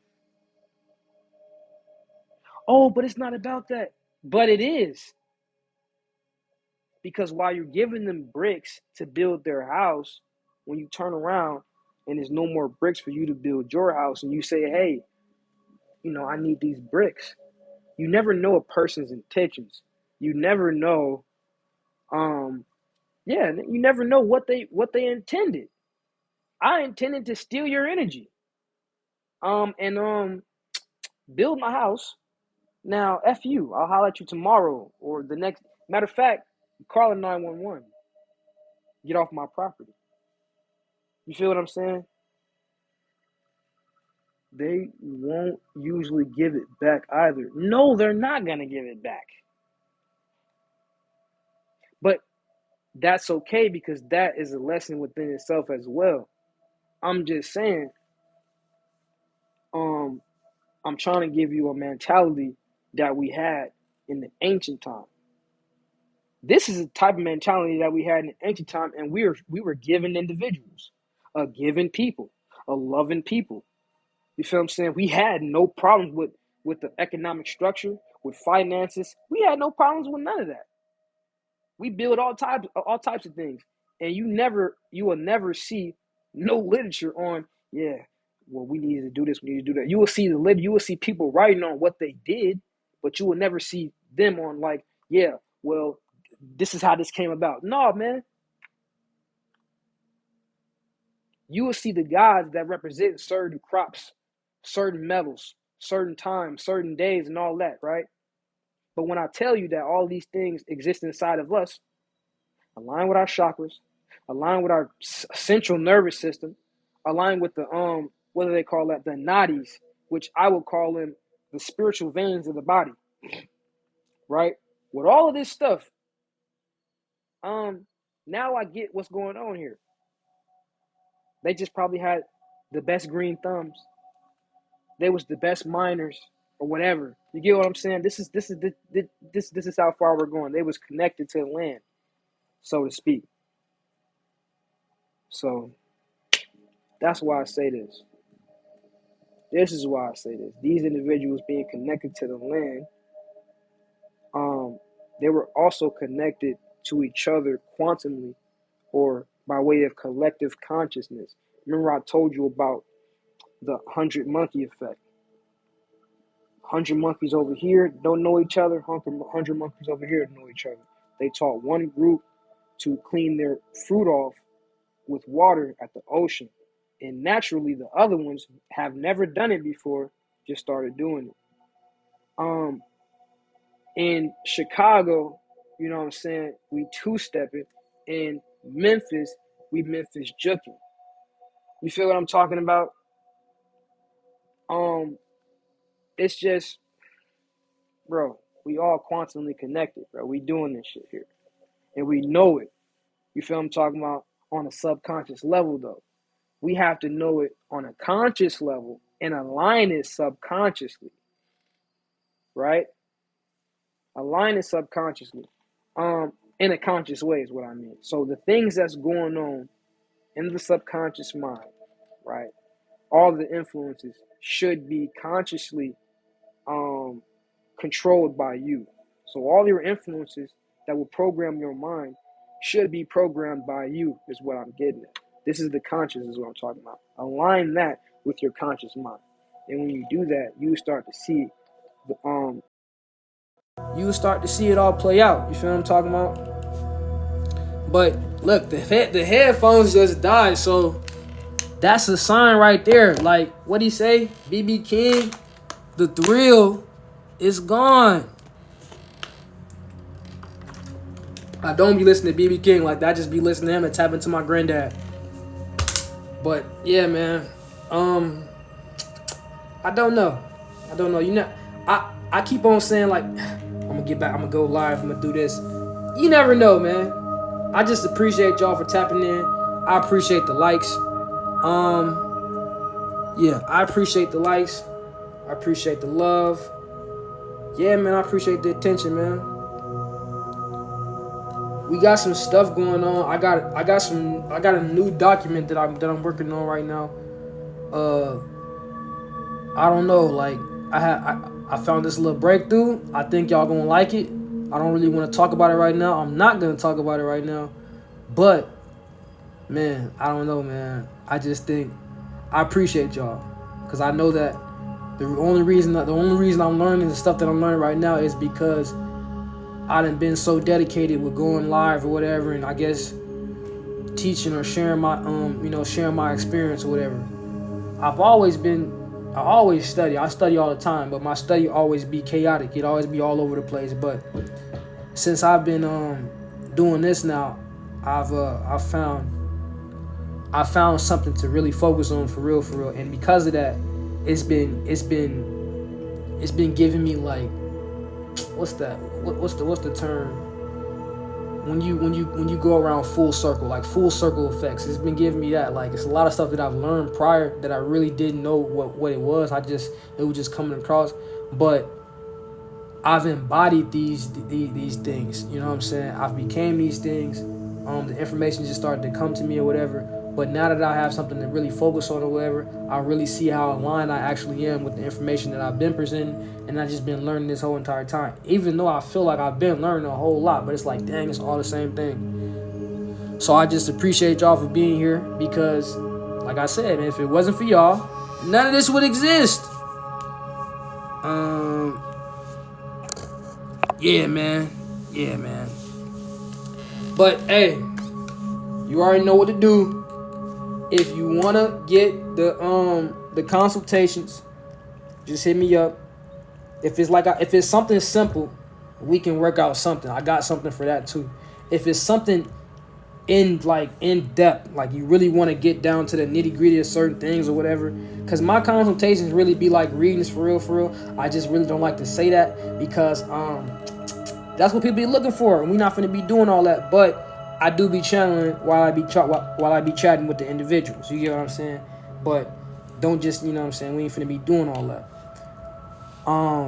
Mentorships, like I said, I do offer those, but don't just get into my inbox asking about that. You know what I'm saying? You're not ready. I really want you to be ready. You feel what I'm saying? Because what this is something personal to you.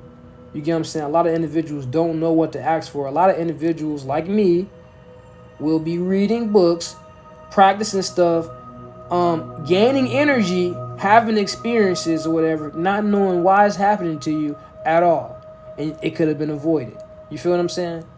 So we get down to the bottom, you feel what I'm saying, of a lot of things when we do these mentoring and these consultations and numerology readings.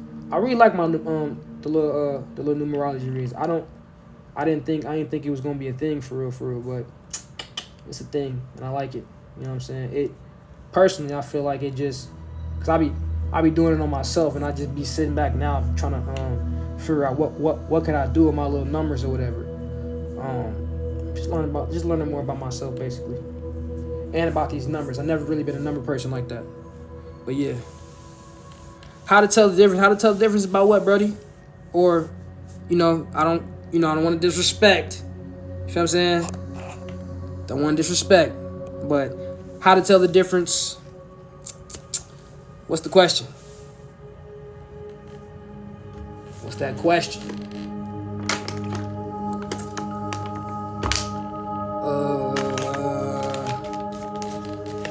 Shout out to my guy, man. Deep doing it, man. Your heart talking to you versus your mind.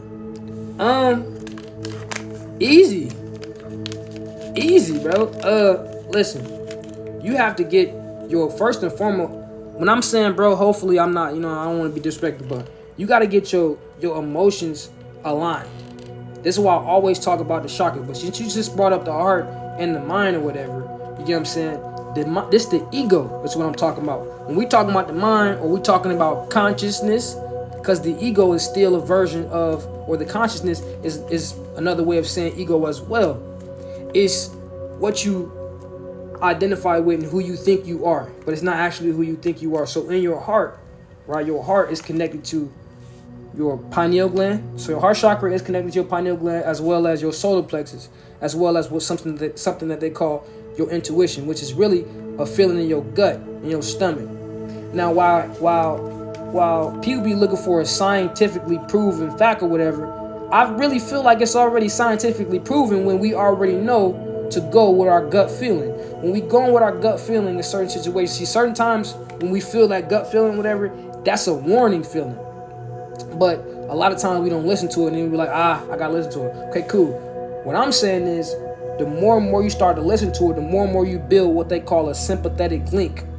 When you build this sympathetic link to this energy or whatever we trying to build, it could be gods and goddesses, but in this particular instance, we talking about the heart, the intuition.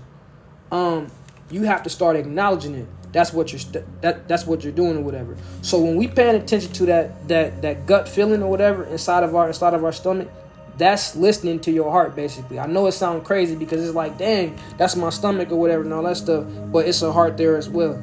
You feel what I'm saying? And this is the heart they talking about. It's connected to your solar plexus. Your solar plexus is connected to your soul, as well as your intuition, as well as your pineal gland, because your pineal gland or your third eye chakra is connected to intuition. You feel what I'm saying? And intuition is what they call that gut feeling. So it's a knowing that it's a knowing that just knows, right? Versus your mind where you read something and it may be factual because you can cross-reference and this, that, and the third or whatever, right? But it's just something out of a book. This is why I tell you the difference between a occultist and a metaphysician. Occultist means hidden knowledge. A metaphysician means, or a metaphysician, occultist means somebody that study hidden knowledge. A metaphysician means somebody that study what do you call that? Metaphysics, beyond the physical, right? So the difference between the two is an occultist will tell you that everything that we're talking about, everything that's spiritual and all that, not everything, but everything that they experience, let's just say that. Everything, all these spiritual things or whatever that they will tell you that's real is real based upon their experience of going inside of themselves. Because if you meditate and you're able to let's just say taste, touch, feel, hear, see, do all of these things while you're sitting down in the physical with your eyes closed or whatever, that should tell you about something, that should tell you something about this world that they call an illusion. It's a Hindu word, Maya, they call it an illusion or whatever. And the ego or whatever, not the ego, but the metaphysician, they will tell you all this stuff is real based upon books, cross-referencing, correlating this is this is that, all of that or whatever, right? And that's fine and dandy, right? But none of that matters if you can't go inside of yourself and actualize it inside of you. So personally, when you ask me, how do I know the difference between listening to the heart and the mind, is I'm not going off of what I feel like I know based upon the information that I haven't received. Either it's from you, it's my family, somebody else, you know what I'm saying? Even me, what I think, because it can be influenced by the world or whatever. You get what I'm talking about? I trust my heart and I trust my spirit. You feel what I'm talking about? And that's that feeling that you get in your gut, or just that knowing, right? You may just get an idea. You may just get a feeling like, man, I gotta go here. I might gotta do this or whatever. I'm finna go read this book or whatever, or look this book up. And when you look this up, or when you read this, or when you go here or whatever, something that you was already dealing with or already thinking or whatever, you feel what I'm saying, or just come back to you. That's personally what be going on with me. So that's how I know, you know what I'm saying, it's a it's 360 called synchronicity. That's definitely what it is. But that's how I know I'm on the right path. So it's good to read books. It's great, actually. But if you just base the books off of, if you just base everything in life off of books and all that stuff, you the same thing as what we're saying that we're not right now, which is those religious individuals. We're not basing this stuff that we're talking about off of books. It's a cross-reference. It's a correlation to get you to see the perspective, the mentality that we're talking about. Once you able to resonate, you like, I find that interesting. You're going to go in, right? Because you find it interesting, you might find something in there outside of what sparked your interest that was actually aligned with something that was already inside of you, an idea that was already inside of you. Then you go back to those people like, man, this is what I learned, yada, yada, yada. And they be like, I don't even know what you're talking about. That's how you know you wanted something. Because it ain't aligned with them. It's something that you was personally doing. Now you got to go inside of yourself and cultivate this, because this was probably something that was missing from the world. This is what I'm talking about here. Now, I call myself practicing what I teach, practicing what I preach or whatever, right? Always be saying like, man, you got to, what's the word I'm looking for?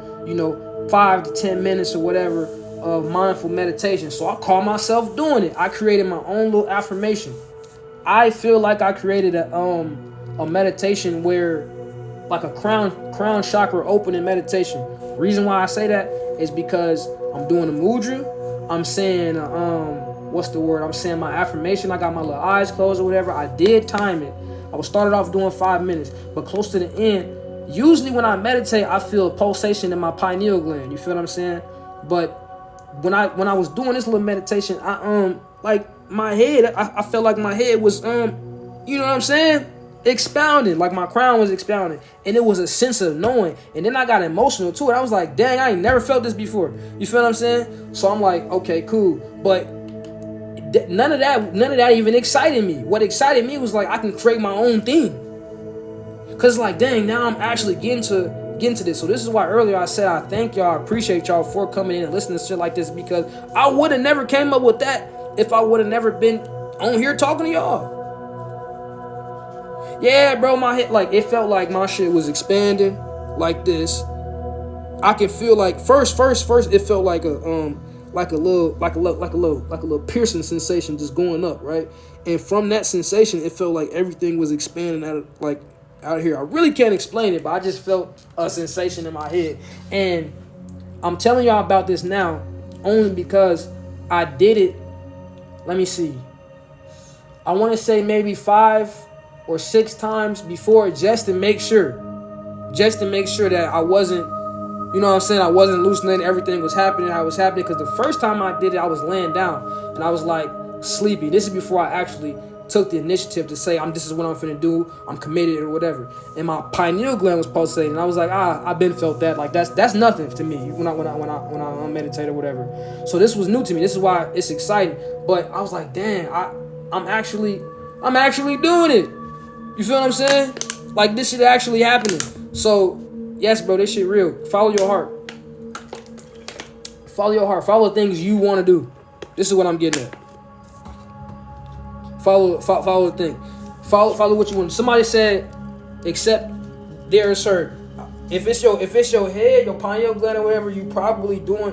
When I say something wrong, I don't necessarily mean something wrong, because there's never really a right or wrong thing, but there are different methods that you can do that I know about or whatever. You can envision yourself becoming an Ankh to basically flow the energy. You know, the Ankh is like this. With that, you know what I'm saying? So if you envision the power or the energy or whatever that you're feeling, because the sensation that you're feeling that's all it is, it's the light. If you can envision that shit as an Ankh or whatever, you feel what I'm saying, it may do something else. That's one of the first meditations that I learned, turning yourself into an Ankh and all that stuff or whatever, but maybe that might help. I'm not a specialist, you know what I'm saying? Like I said, I'm just giving you my experiences or whatever, and you guys are now a part of my experience. I ain't gonna lie to you, man. We family now. So what? And I'm a Leo, and you know how Leos is about the pride. So don't you feel me?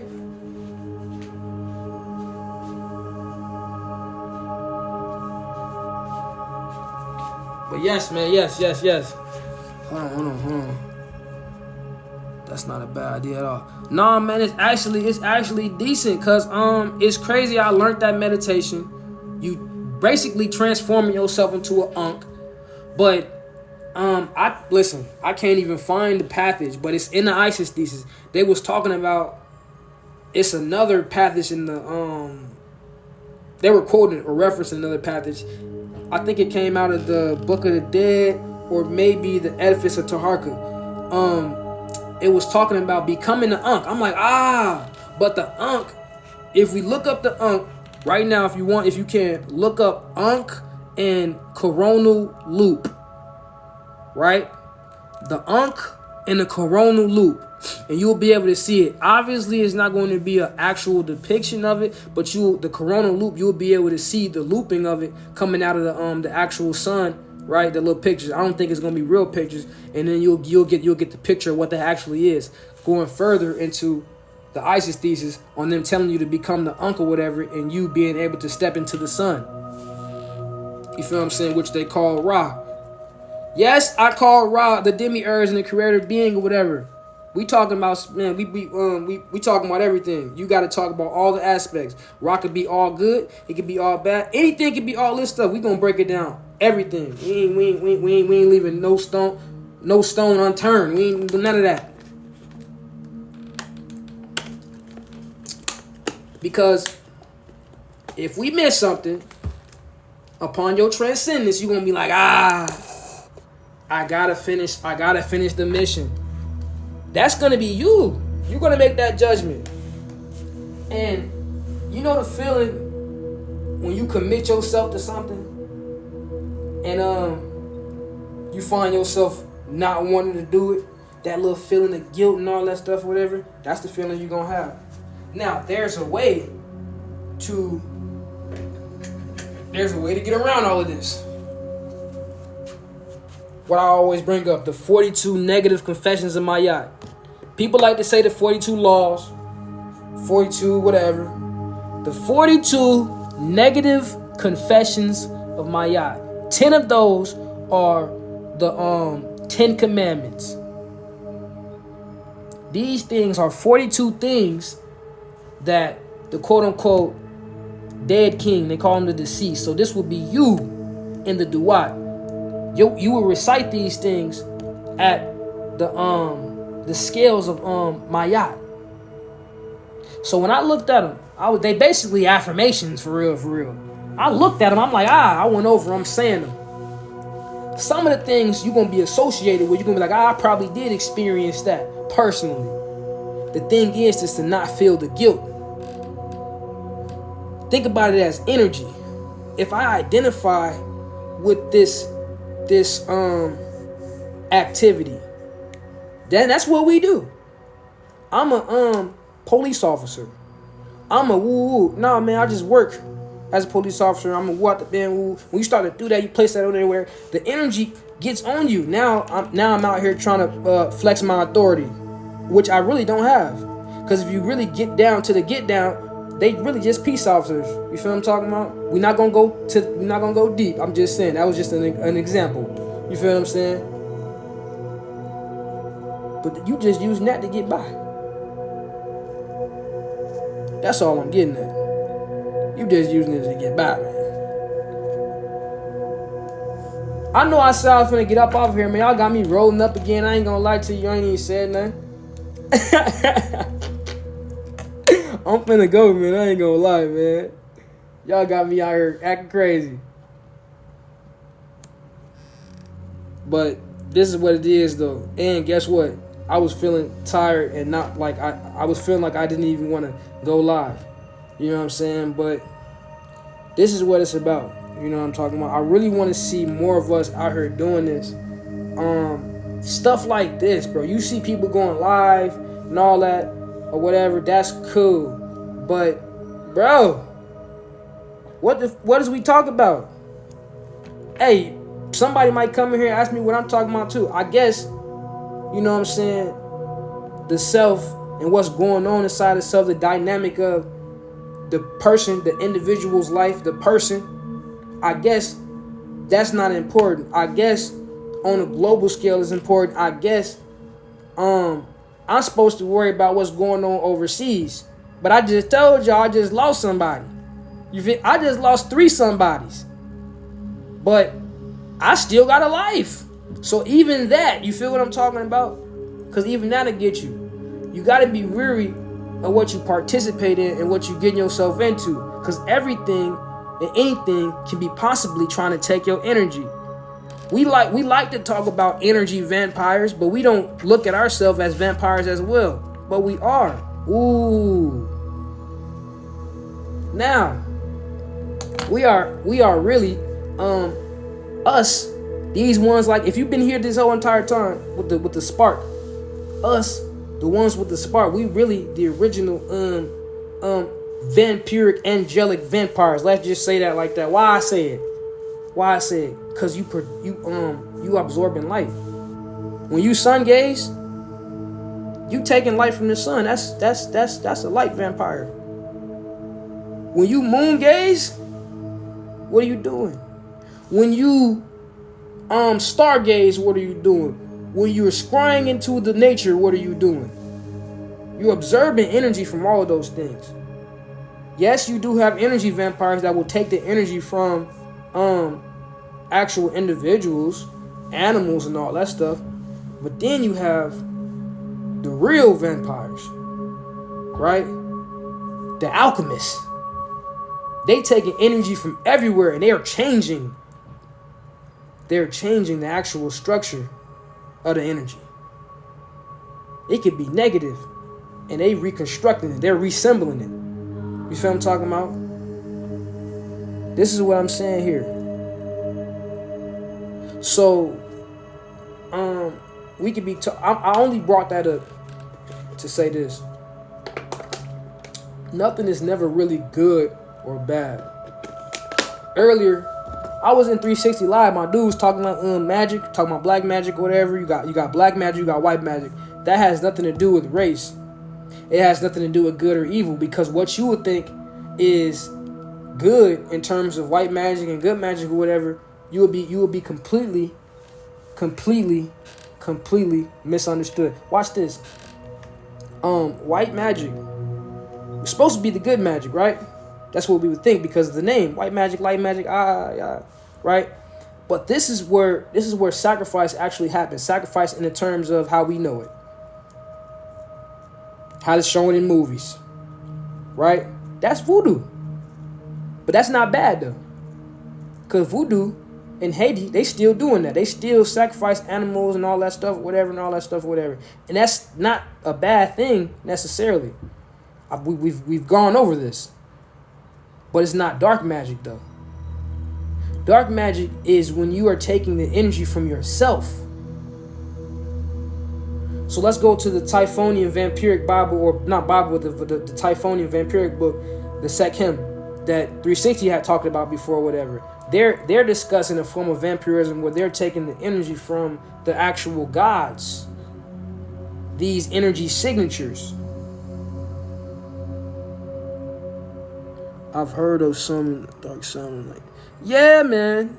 So look, you have the Ouroboros or whatever, and the representation they have for that in the Typhonianism. And mind you, Typhonianism is this. It's the Typhon is actually Set. And remember I told you Set is the first celestial body, yada yada yada, whatever. But these individuals in Egypt, when you're looking at Egypt, the Egypt that we know right now, we don't know about beforehand. Like, we know about King Dozier or whatever and all that stuff, but it was other kings before. It was two other kings before him, actually, his brothers or whatever. But what I'm getting at is this right here. It was a population of individuals before that, and in their story, it would show them being kicked out. Those individuals that was kicked out, those were Typhonian Egyptians. They weren't even called Egyptians because that didn't happen till later day. They weren't even called Kemetics. It didn't happen till later day. So, but the name we have now is Typhonian, and this was the individuals that practiced the ceremonies or the rituals that embodied the the divine masculine and the divine feminine. Why do I say that? Because Set is the divine masculine image of the divine mother. Set is the first celestial body of the sun, the Sutan, Satan. That's him. That's Set. And that's where that information comes from. So the Ouroboros, you have the Ouroboros going around the sun. The sun is symbolized as Ra. The Ouroboros, or the snake, is symbolized as Apet or Apophis, Tiamat, Apet, the serpent that was slain by Ra in the creation myth of the Egyptians. It's Ra rising on the primordial mound from the primordial waters or whatever. Him sending his emissaries basically back into the water, wherever, to see what's going on, yada yada yada, whatever. Them coming back, him surfing on the waters with the boat and fighting this serpent. But this serpent, when they call her Tiamat or Apet or Tyre, all that or whatever, when you go back to, what's that word I'm looking for? When you go back to the Sumerian text or the Necronomicon or whatever, right? It's talking about Tiamat or Mamu Tiamat, you feel what I'm saying, as this celestial goddess, you feel what I'm saying, primordial goddess, and the gods existed inside of them. You feel what I'm saying? So, with Ra slaying this energy, that's the whole, with the Hellenistic religion, that's what that means. It's the slaying of the old. So the whole concept of Typhonianism, you have the snake going around the sun or whatever. She's not necessarily consuming herself, she's consuming the sun. This is why they say you're supposed to embody them. It's basically like you are what you eat. You feel what I'm saying?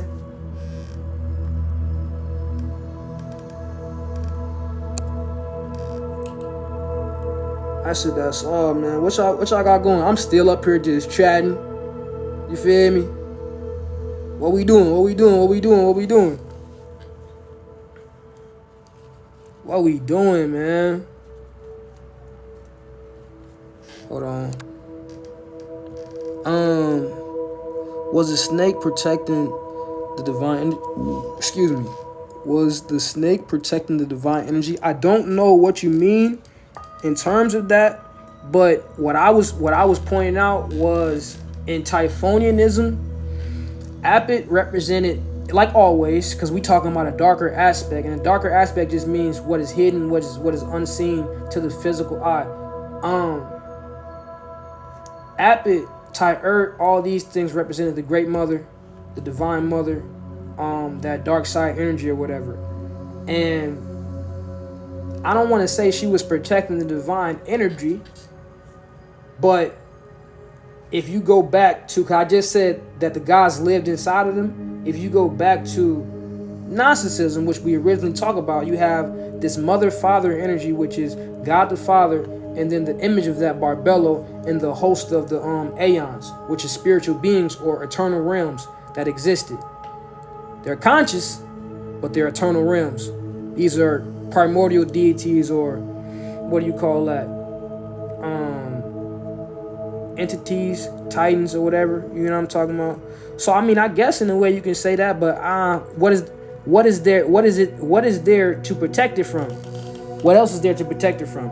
When we talk about this type of energy, we talking about there's nothing mundane that you can place on it. No titles, no none of that. So all this other stuff is stuff we have access to. If we really have access to it here, then it can't be truly that divine. You get what I'm saying? And I'm not saying that what we actually dealing with is like wicked or this, that, and the third. I'm not saying that. What I'm saying is what we're trying to get to, what we're trying to achieve here, who we actually are on a spiritual level is incommunicable, is inconceivable, unknowable, unheard of, unseen, unspokeable, all of those things. Because anything that was created here in the mundane, physical, third reality or whatever, anything that you can use is just too minute. There's no word you can place. There's no word you can use for it.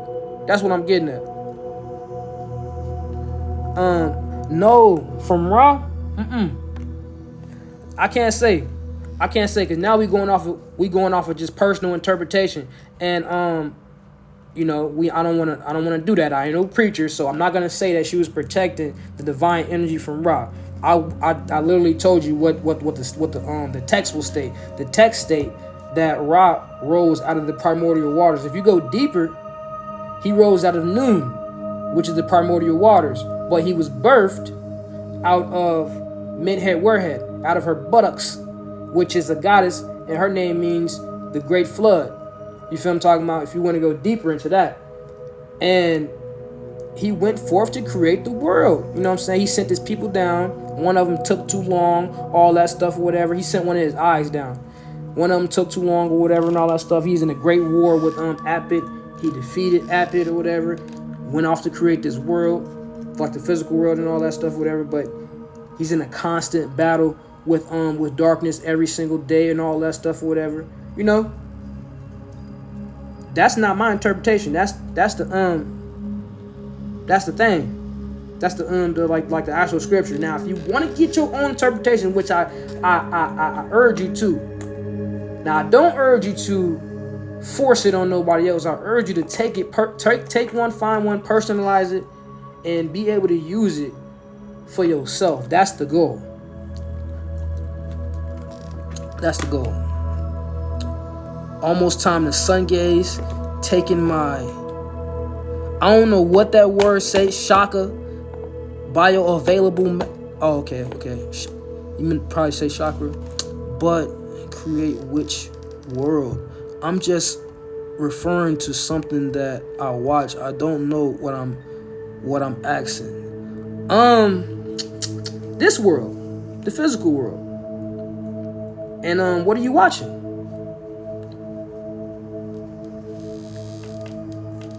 You talking about this world?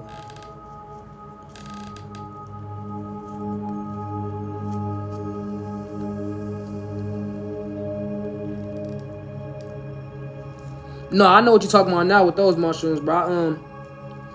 I took them. I actually have these gummies. It's a 10 mushroom blend. I've been taking them for like probably like a year now. Energy, all the energy. If y'all listen to Detroit music, I got so much energy. I'm trying to tell you. Not gonna lie to you. Decent. Hold on. Let me look back. I'll try to tag you in it. No, I feel it. No, bro, listen, bro. Bro, you want a pal? I ain't gonna lie to you, bro. You want a pal? I can't really say too much like here with this, cause when it come down to race and all that stuff or whatever, they be trying to flag you and all that stuff or whatever. Like my dude just said he was what he was, so in reality, this is what I'm supposed to do. This is how the program is. I'm supposed to tear him down. Nah. What I learned is when people started to bring people together, when certain spiritual people that talk, when they start to bring everybody together, that's when they start to that's when the people start to look at them crazy. Everybody. I start to look at that. I'm like, I know now. So yeah, we can have that conversation. You feel what I'm saying? Through the and I got you. Nah, bro, you good. You feel what I'm saying? You good because I was told this. Like I have spiritual family members, you know what I'm saying? Like not blood related, but I call them spiritual friends. I got a spiritual mother. And this is not a person that just like anytime she get a vision or anything, unless she call on my phone or whatever. No, but like I go to her sometimes and I talk to her or whatever, and we have conversations, and she told me certain things like this was gonna happen or whatever. So I've already prepared myself for certain situations like this. So no, we good. I just know how to do it now. You get what I'm saying? I just know how to do it now. I think spiritual people, when they be bringing like they messages or whatever, they be trying to like, I don't know what they be trying to do. I can't even say, man. But just know that these individuals is watching us. So while we think I be so serious on everybody or whatever, you know what I'm saying? I gotta be. I hope I sound serious. Yeah, we can be funny, we can laugh and all that, but I be so serious because this so real. You know what I'm saying? This so real, meaning like we call this world Maya. We call this world, okay, hold on. In the modern time, we call it a matrix. We call it a simulation, right? In the ancient times, they call it Maya, which means an illusion. We still call it an illusion. So if that's the case, I'm saying whatever you can experience outside of this place. That's why I said go inside of yourself, meditate, and have these experiences that they call like the five senses, which you really have more. You feel what I'm saying? You got more because you only using one sense here. Everything is a repulsion and you know what I'm saying? It's bouncing off of something. You know how they break that shit down. I ain't no scientist, but that's the science behind it. That's something behind the hologram. Everything bouncing off of each other. So you only have in one sense. It's just touch. Everything is touching everything. The light touching this, the light touching that. You know what I'm saying? The frequency, or not the frequency. Yeah, the frequency's touching your ear, the food or taste buds. All of that shit is just touch. If you go inside of yourself and truly feel this outside of this realm, which you call a matrix, and then the ancients call it Maya, an illusion. If you can experience what you feel like you experience in here and more, I would feel like that's more real. I would feel like that's more real than what's going on here. I don't know if we don't want to experience that or we don't believe in ourselves or anything like that, but that's not my problem. I'm telling you what we capable of. You know what I'm saying? And certain individuals have a dissatisfaction.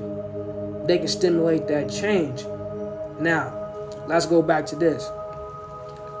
You can want, damn, it's raining like that. It's crazy.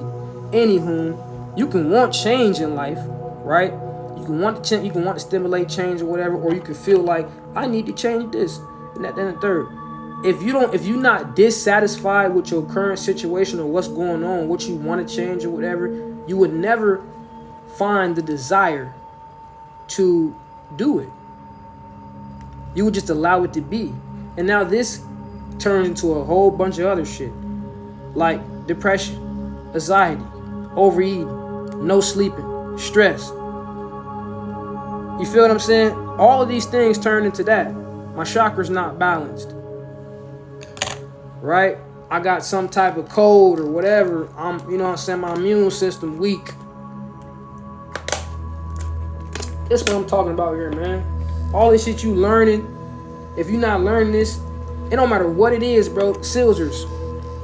Hold on, bro. Not bullshit. Silzers. I can't even what you call it. Silzers. Something can be used or whatever, man, about the Silzers. You feel what I'm talking about? If you can't walk away with something, you feel what I'm talking about, wherever you go, whether you're reading a book or anything like that, then you're failing yourself. If my intention was to give you something you could walk away with, that's why I always be like, man, like ask me some questions, yada, yada, yada, whatever. Then I failed you. Every day, we got to be 1% better than what we was the day prior. Why? Because there's so much of you that's been influenced in the wrong way. And there is a wrong way. Why? Because there's a right way to do it. What's the right way to do it? The way that you believe. And I don't like saying that word, but it's what you know is real is what I'm getting at.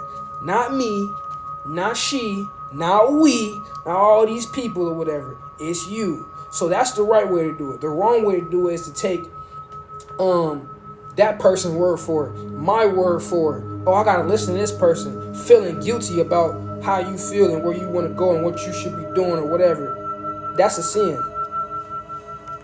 That's a sin. Feeling guilty for what you doing, how you feel about certain things, how you living and how you moving. You feel guilty about that? That's a sin, because that will not allow you to live your full potential. And what are you? You ain't this. You nothing but that. Nothing but full potential. So when y'all the broth in the Gnosticism, when he said, let us make or let us create our own image of Adam or whatever from the higher realms or whatever, in our likeness or whatever. Adam was considered a light. He was considered the mind, the idea of, what do you call that? Of the fullness of heaven. You get what I'm saying? They had no light in this dark world. This world they created, they had no light here. They wanted to create the Pajeridamas, so they wanted to take the positive and the negative, an aspect of that, which they call Pajeridamas, the perfect human, the atom bomb, the atomic beginnings. They want to take that and bring it here to light this world up. That's what they did. That's what it said in here. So when you think about it, when I'm telling you that your subconscious mind forms the reality around you, you projecting a light. You projecting light from here. You got your medulla oblongata, right? And right here, right up in this little area, I don't know if y'all can see me, right up in this little area or whatever, you feel what I'm saying? They call that the primal brain. They call this the mammalian brain, right? Animal, social. Then they call this the bee brain. Somebody earlier asked me, how do I know, the difference between the heart? I'm not a bee brain. So everything I read out of the book is not just, you know what I'm saying? I don't really too much care about that. You might look at the book when I read from a book and be like, oh man, you know what I'm saying? He right. I'm really not right for real. I'm just cross-referencing for real. What does it mean for you? I can tell you what it means for me, but you will not understand what I'm saying unless we was vibrate on that same frequency. That don't mean it's high, low, or none of that. You're trying to gain your own personal understanding. Remember, I was just talking about earlier. I feel like I created my own meditation that opens up my crown chakra. I've only shared it with you guys because I've done it enough to know that I'm actually doing it for real. What I want to do is continue to do this and see where it takes me. You get what I'm saying? That's the goal. I done just chatted up. I need some water. Hold on real quick, y'all. Dang, I said I was finna get out. I don't care, y'all. I'm here until I get tired. Forget it. Forget it, y'all. Forget it. I might just cut it off whenever, but I'm here. You feel what I'm saying? I'm here. I appreciate all the love. Shout out my dude Deep doing it. That's a real powerful brother.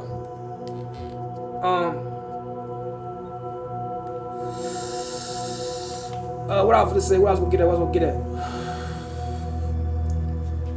I won't, like, when we talking about, cause you know they got this word called sovereignty, right? Sovereignty. I can't even find my little book. Oh, get this book right here. Hold on. Sovereignty, right? The sole governor. The sole governor who, what do they call that? Who has the original birthmark, which is the navel, the navigating god, the belly button. I know, like, they be going hard when they talk about sovereignty or whatever. I don't think you should join, or we should join, a group, but the information within itself by itself is definitely useful. Because as an individual who was born on this earth, see, we gotta realize that we from America, when we talk about sovereignty, it don't just extend here. The sovereign is supposed to be you, the ones that's born and original to this place. Everywhere we go and we look, it's gonna be some type of systematic government that requires you to be a citizen and have some form of a citizenship. That citizenship is an ownership of the government, but you sovereign. So because you a citizen now, you can't do certain things. Naturally, the culture lives on within us, and we naturally do things. But certain things that's within our culture, that's within our practices, are being legal or not criminalized. Let's just say that they're being criminalized, and because of this, we're not able to live the life that we're supposed to live. Because of this, we have certain, let's just say, we have certain holidays that align with certain conjunctions within the cosmos, in the space, right? In the solar system, let's just say that. While we think we celebrating Halloween, we think we celebrating Christmas, we think we celebrating this, we think we celebrating that, the moon and the sun and the stars and the planets are shifting. And that means something for us as individuals on an individual scale, unless you want to get caught up in the program. And you ain't bigger than the program. Nobody bigger than the program. And if you came from the life I came from, you know exactly what I mean. But at some point in time, enough is enough. And when a king or a queen is ready to step on their throne, ain't nobody gonna be able to get in their way. You feel what I'm saying? So it go deeper. It go way deeper. I feel like understanding where you came from and who you are is essential. Because while a person will try to make you feel bad about learning who you is, your ancestors live inside of you. Right? So I might gravitate towards this specific information, these specific people, this specific science subconsciously, and I don't even know I'm actually directly related. This will further your connection, further your sympathetic link that I said. The spirit is telling you and showing you, hey man, this is where to go. This is where to go. But they can't push you. They just gotta guide you. Hey man, look, hey, go over there. And you get little feelings. You feel what I'm saying? But then you have people in this world that you feel like is real, which they not. It's just energy. It's just like how I said you was just a what do you call that? A perception, not a perception, but a aspect, a consciousness or whatever, a projection. Everybody else is a projection. Right now, like I said, this is a projection of my soul, BabaAkil. But this is not who I am, because I done been somebody else before. I done been somebody, listen, I done been a few people I know you guys know for real, for real. But none of that means anything. Some people come back, right, and they claim those past lives or whatever. I understand, you know what I'm saying, what it is. See, I came back, I incarnated here, understanding basically who I was for real, on a subconscious level. Why do I say that? Because everything I do now, everything about me now is aligned with basically who I am and who I've always been. So when I start to learn all these things about myself, I'm like, I've always been like this. It's a natural thing. Some people come back, learn these things, like, oh man, this is who I was. No, you, this person right now. I come from the 78th galaxy and this, that. No, man, you come from Brooklyn, New York. You feel what I'm saying? What you call that? Florida. That's where you come from, bro. And you got a lineage that you link to.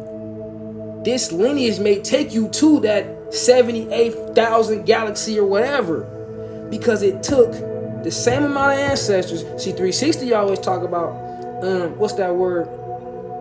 23 chromosomes, 24, all that shit. But think about all the different people that came in to bring you in. Everybody got the same amount of ancestors, man. This is what I'm saying here. Your ancestors, it's a conglomerate. It's two sides that came together, right? Every individual have positive and negative, the feminine and the masculine. They have these energies. They all possess this mother-father energy individually. They all have their own characteristics, their own gods and goddesses or energy signatures that they align themselves with or whatever. And you personally have that on both sides. That's God the Father right there. Those collective consciousness shifting together to create you, which in fact you create yourself, because the baby creates itself. So it's a paradox, because it took these people to bring you together, but you created yourself. It said God the Father and Barbello gazed at each other, and then she was conceived of him, and then they created a spark similar to the light of the Father. But that light was called autogenes. Autogenes is auto-generated or self-created. This is the Christ. The Christ is the soul, the anointed one. What is he anointed in? They say anointed in olive oil, but Vico to Gnosticism, they say he was anointed, or the Christ, not he. The Christ was anointed, the autogenes was anointed in the goodness, the light, so the energy of God the Father, this cosmic primordial being. And then he was given the name Christ. They said that Christ, a name greater than every other name. This is what they say in Gnosticism. Y'all go get that Gnostic Bible, man. I know I said Bible. Don't be scared because I said Bible. You feel what I'm saying? There's a lot of different Bibles. A chakra Bible you can go get. Go get that too. Go get the chakra Bible. Go get the astrology Bible. Go get the Gnostic Bible. Get the Nag Hammadi library. And then get you a regular Bible and go crazy. I'm trying to told you something, man. I'm trying to told you.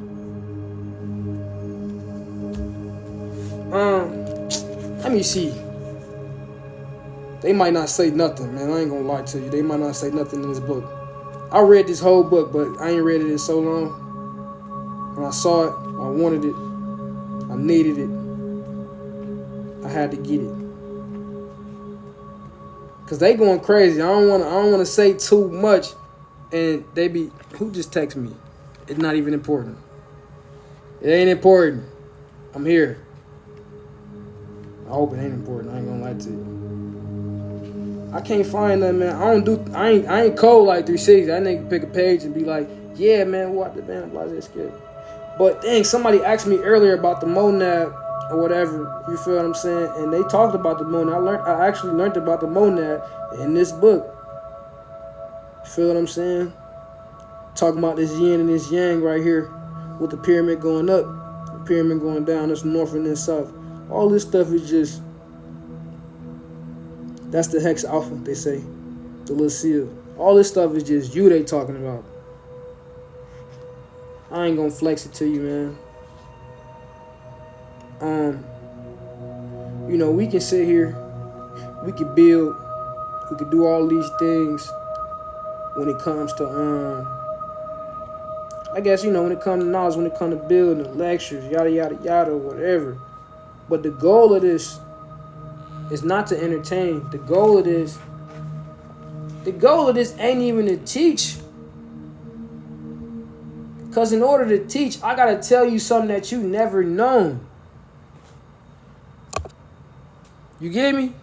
I have to show you something, convince you of something, learn you something that you never knew before. Right? Program you. Listen to this. I'm not a teacher. Okay? We sharing information. This is a community, my community, of information sharing, experience sharing. Right? We seeking experiences that's greater than our everyday experiences, to the point to where these, what they call spiritual phenomena, is second nature and first nature to us. That's the goal, because that's what we are. To the point to where what we deem in our lives as, dang, I have a hard time here, or I can't do this, or I may not want to do that, or whatever. It just starts to become not a problem anymore. We may just find the energy to do it. Something just may mysteriously happen and it become fixed.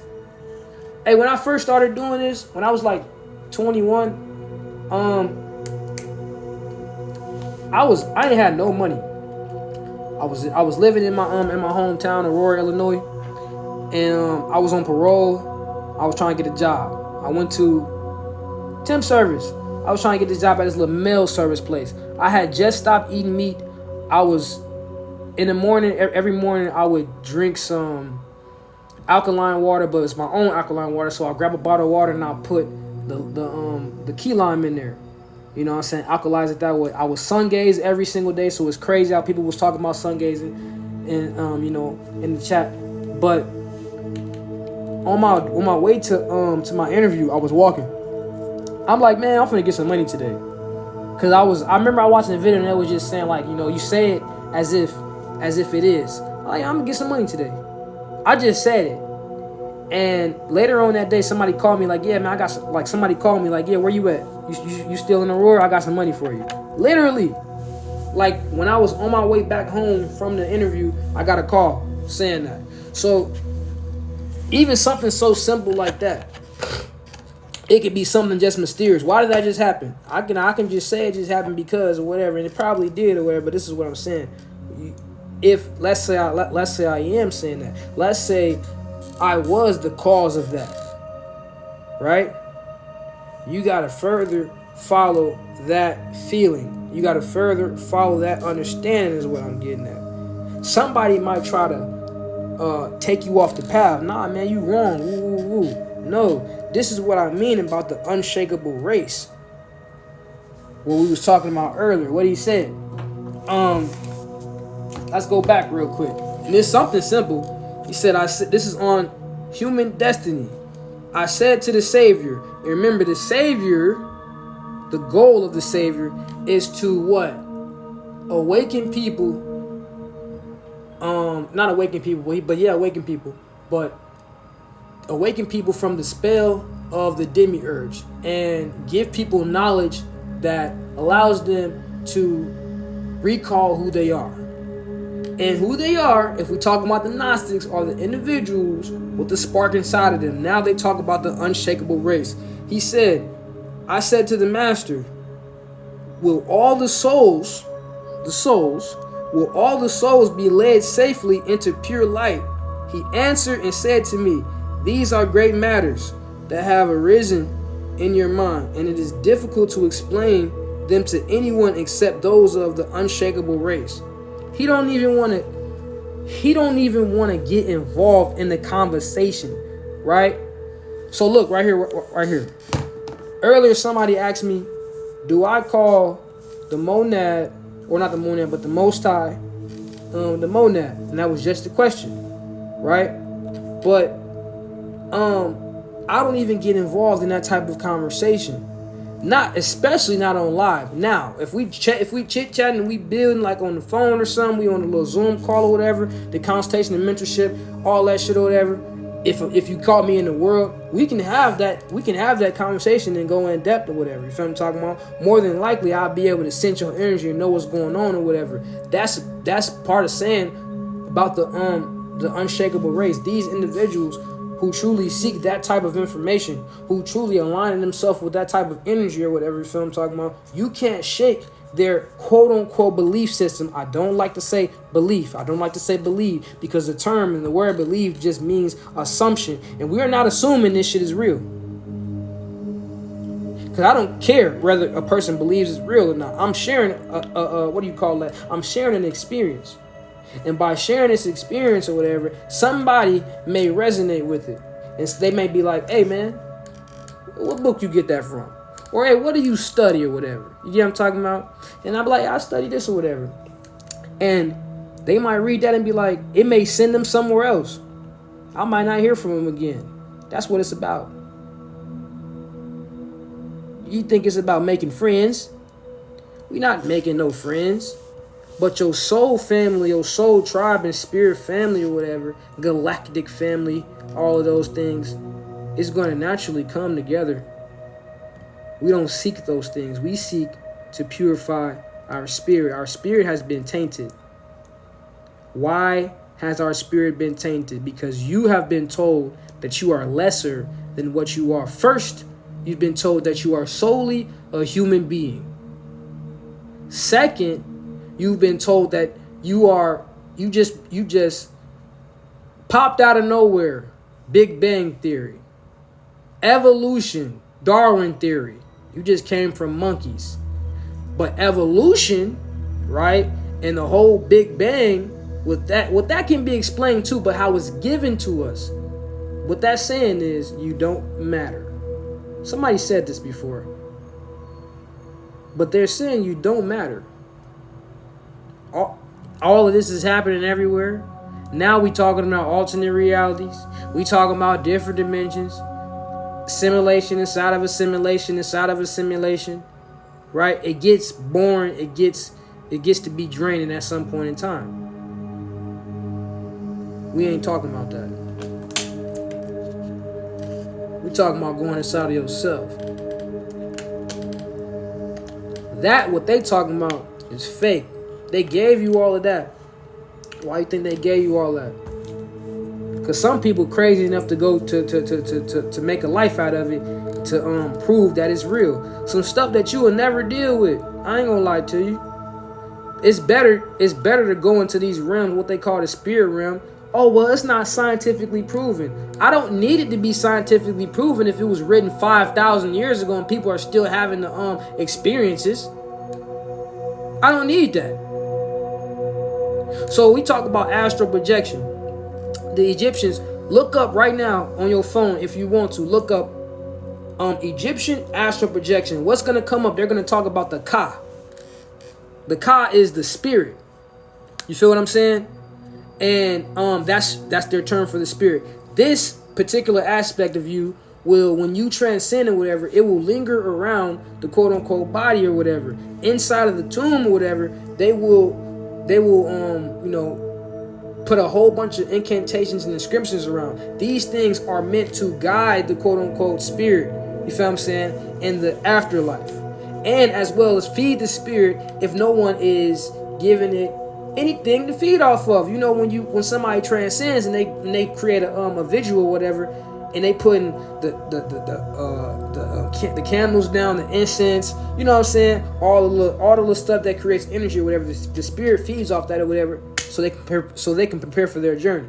You know what I'm talking about? Because watch this, that spirit or whatever, that form of consciousness, it needs to go with the what's the word? It needs to go with the source. The source is the soul. It needs to go with that. If it doesn't, then an aspect of the source will be left here. It does die off in a sense. Well, after time, once you begin to forget about it. But you know what I'm talking about. If you want to help your people, remember earlier I was talking about dealing with the totality of the process.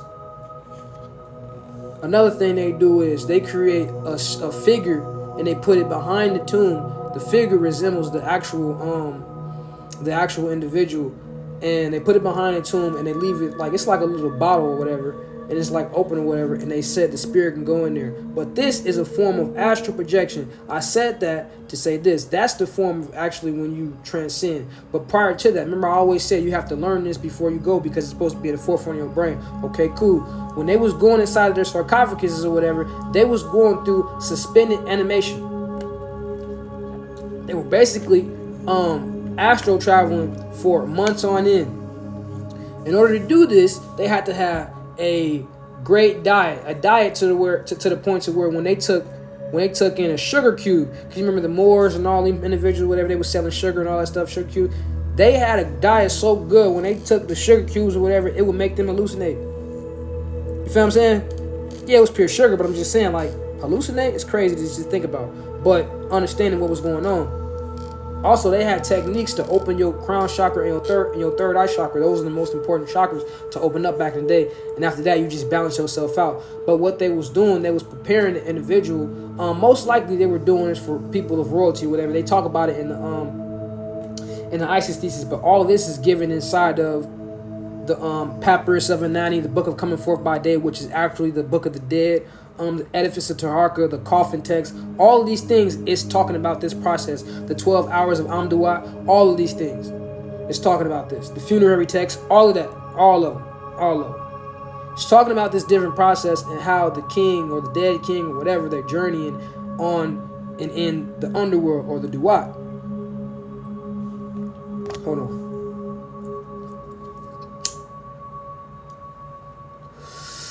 So further, if you want to like further understanding of this, they talk about something in the Hermeticism, the Hall of Amenti, right? And Thoth travels there, and it's just a realm of, basically, it's a realm of all events and everything. So it's a lot of different dimensions, a lot of different places that you can go, a lot of different things that you can experience or whatever. And Thoth, a lot of stories, like the Book of Thoth, the Emerald Tablets, a lot of those stories or whatever is describing Thoth traveling in these realms. It be past, present, future. You know what I'm saying? So this is where you get the different accounts of him coming in this form or that form or this form or whatever. But it's all happening at once because he was supposedly somewhere else because he was just meditating. But this is what they're doing. Because, when we talk about Thoth, Jehudi, Hermes or whatever, we think about Greek or the Egyptian, but Thoth is Atlantean. So we're talking about something ancient. We're talking about some real high technology, down to the food. You feel what I'm saying? These individuals knew how to slow down their heart rate, their organs, their brain waves, all of this, right? Their digestive system, shut it all the way down. This is cyclomancy. They knew how to do this. They knew how to do full control over their body to the point to where they didn't need to do anything. They basically knew how to hibernate. And then go into a quote-unquote slumber and travel and then do what they do. Initially, this was because we couldn't, when we first got here, this was more etheric than anything. But we got placed here. They talk about that in the Gnostic Bible. They talk about Yaldabaoth placing them in a thick darkness. This thick darkness is the world that we live in right now. You can't see it. You think it's not darkness, but it is. They told you it was a veil over your eye. Your eye or your eyes, or where it's your third eye, your pineal gland. You get to see the hidden light that they're talking about. When you feel the heat of the sun, that's another version of light. But you feel it, you don't see it. You can see it with your third eye.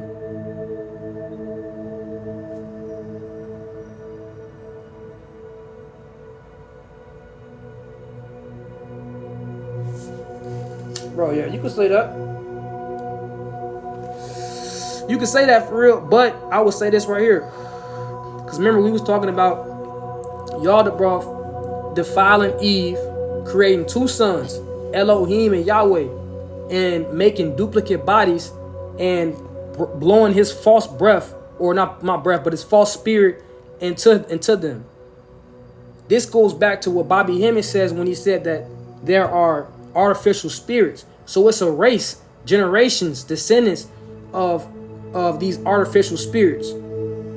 This is the point now going down, because now Gnostics, while everybody think I'm fighting life and I'm doing this, that, and the third, the Gnostics was fighting the divine. We had a cosmic drama going on personally while we having this dual experience, or this physical experience as well, duality. They said that Yaldabaoth, later day God, Jehovah, Yahweh, they said this person, this individual, was the antagonist. We are the protagonist. The protagonist. We are the main character, because it's a group of individuals as well. These are ancient people, these artificial spirits, or these false spirits. Remember, you are not the body, you are the spirit. So your spirit, your Progeradamus, your perfect human, right? The light man, your perfect human possesses the spark of light. They got a duplicate body. So it could be anything, but it's a false spirit inside of them. So going back, I was talking about the Boule and the members being archons. That's just them. It's individuals that come down here and they are archons.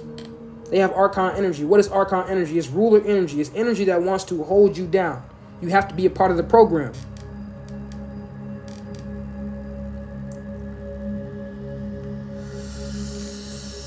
Once we get this and start to understand this for real, I can go a lot deeper with it, for real. As far as going live, I got a lot to say about this.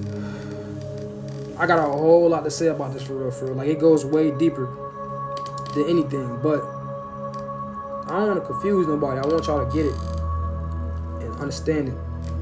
But it's individuals that come here with that type of energy. They can be right next to you, man. You never know. So while we look at race, when we look at regions and creeds or whatever, it's a lot deeper than that. It's a whole lot deeper. We are, I don't want to say gods, man, but we are primordial beings, man. Our essence, our natural essence, our nature is we superconductors. We can bring in and take in and receive energy from all places, all things that's beyond the physical senses. That's what we naturally are. Right? So because of that, we can't be identifying with nothing that was created here. And to seek out the ones that's like us, we got to be able to feel the energy. Remember, I was telling you, when you inside of a room, and if you can feel people inside of a room, or like, you know, if you can feel a presence around you and you by yourself, that means you have spirits around you. These spirits always been around you.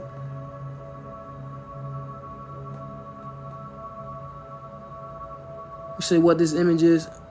Look at what it is. You got that white, and then you got that gray on the other side. That's the yin and the yang.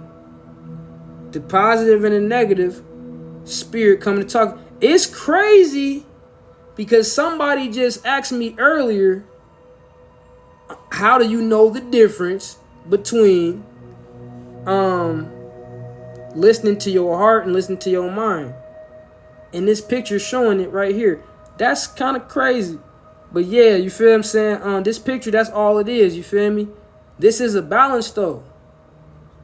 So in the movies, Like, I'ma always say this because I'm young. I was born in '97. The Emperor's New Groove, Cusco. You feel what I'm saying? They made a show after that with what's his name, Kronk, and all them. But they had these little the little devil and the little angel or whatever, right? Or demon and the little angel or whatever, right? They always make you pick sides. Like the world is picked off of, like, the world is based off of you have to pick a side, you got to choose and all that stuff or whatever. Like, it's like a constant battle. But you live it in duality. So because you live it in duality, it's natural that we have opposites. Like, opposites have to exist together. Like, opposites create life. You feel what I'm saying? So because these opposites create life, because this is a natural thing or whatever, right? How do we exist and how do we live within this realm of opposites, this realm of duality? We have to find balance. This is why you do not choose. You become neutral. I saw this video. I ain't gonna lie to you. What's his name? Mace? Don't get me wrong, because Biggie Small is my guy. But Mace, he was saying, like, where he grew up at, when you neutral or whatever, you become part of the problem. See, if I was in the street still, I would have been like, yeah, you know what I'm saying, he right or whatever. But I'm not in the streets no more. I live that. So I don't care what's going on, you feel what I'm talking about, inside of this community, that community, here, and there. It has to directly affect me. That's what's going on here. That's what we're talking about. We look at a lot of stuff that does not and will not ever directly affect us. And we get emotionally involved, so much so that we don't ever take care of ourselves and look at ourselves, fix our families, fix our homes. And when we do feel like we get a little bit of knowledge or whatever, the first thing we want to do is fix our hood, fix our friends, fix the community, fix this person, fix that person. What about my grandma? What about my sisters? What about my little cousin? What about my auntie and them? Because we all got those individuals that are struggling, because those individuals make up the program. It's a cycle that they didn't got caught up on. Now it's a part of the program. And the system, the matrix, whatever you want to call it, is going to utilize anything it can to get in your way. Like what I'm talking about right now. What I'm talking about right now, they will call this New Age thinking. The New Age religion. But we not religious. I'm not religious. I'm spiritual. I'm conscious. I'm enlightened. I'm awakened. I'm not religious though. I know they talk about religion. I know they talk about spirits, Holy Spirit, but they ain't talking about what we talking about. They don't have the same type of views, morals, and understanding as us. You know what I'm saying? I don't talk to my dad, but that's my dad though. You know what I'm saying? Like, we don't be talking, but he's still my dad. I still acknowledge him. You get what I'm talking about? I didn't talk to my mom, but that was my mom. That's my guy though. You feel what I'm saying? That's my dog. That's my baby. I ain't gonna lie to you. You feel me? But even still, I'm just saying, like, even if I didn't talk to neither one of them, I still acknowledge them because they still exist. They still a part of me is what I'm getting at. So I like to see that type of duality within everything that I'm getting into, because you don't create nothing without having the positive and the negative. When it starts to look like you have to choose a side, then you shouldn't be there. Even if they're saying, hey, you got to be just over here. You got to be. It's not only about the feminine energy and the great mother. It ain't only about the positive energy, the masculine energy, and the great father. It's not all about that. It's about what transpired from those two energies coming together. And afterwards, that's where you fall in. What's this artwork mean? Whose side are you on? Whose side are you on? I'm on the side of me. And because I'm on the side of me, that means nobody can follow me. You get what I'm saying? Nobody can follow me. The individuals that's watching, they'll never be able to figure out what I'm doing, because we having a general discussion. This picture represents balance. I like to think that that's what it shows, because some of us think from a conscious perspective, and we think because we're conscious, this is consciousness, and spirituality and all that stuff, that's what it is. But consciousness is also a part of your ego, and an ego is a mental construct that we create many of them, but it's to protect the true identity of who we are. So it's masks, just like the definition of a person. The definition of a person is persona, a person in the mask's play. That's what it's called. So it's just a different title that you can utilize. I'm a dive board instructor. I'm a teacher. I'm a businessman. I'm this, that, and the third. But who are you truly in the heart when you're by yourself? You feel what I'm saying? When you're alone and you get those feelings, probably when you're down and probably when you're up, little spurts of energy. How do you truly feel about certain things? If something happened in society or whatever and it didn't shake you for real, but society made you feel like you had to, how do you feel about that? Accept it, embrace it. This is about balance, because earlier you wasn't here, so I'm just gonna say, because you asked me, I was talking about aligning your subconscious mind with your conscious mind, going inside of yourself, because your subconscious mind forms the reality around you, right? So because of this, it's filtered by way of your ego, but you get all the stuff that you observing. What if it's negative? What if the influences that you observe, that you take in or whatever, is not conducive with who you truly are? So then you become to be programmed. And when you be programmed, you have certain dreams based upon the programming that you take in. Now, after that, your subconscious is done projected.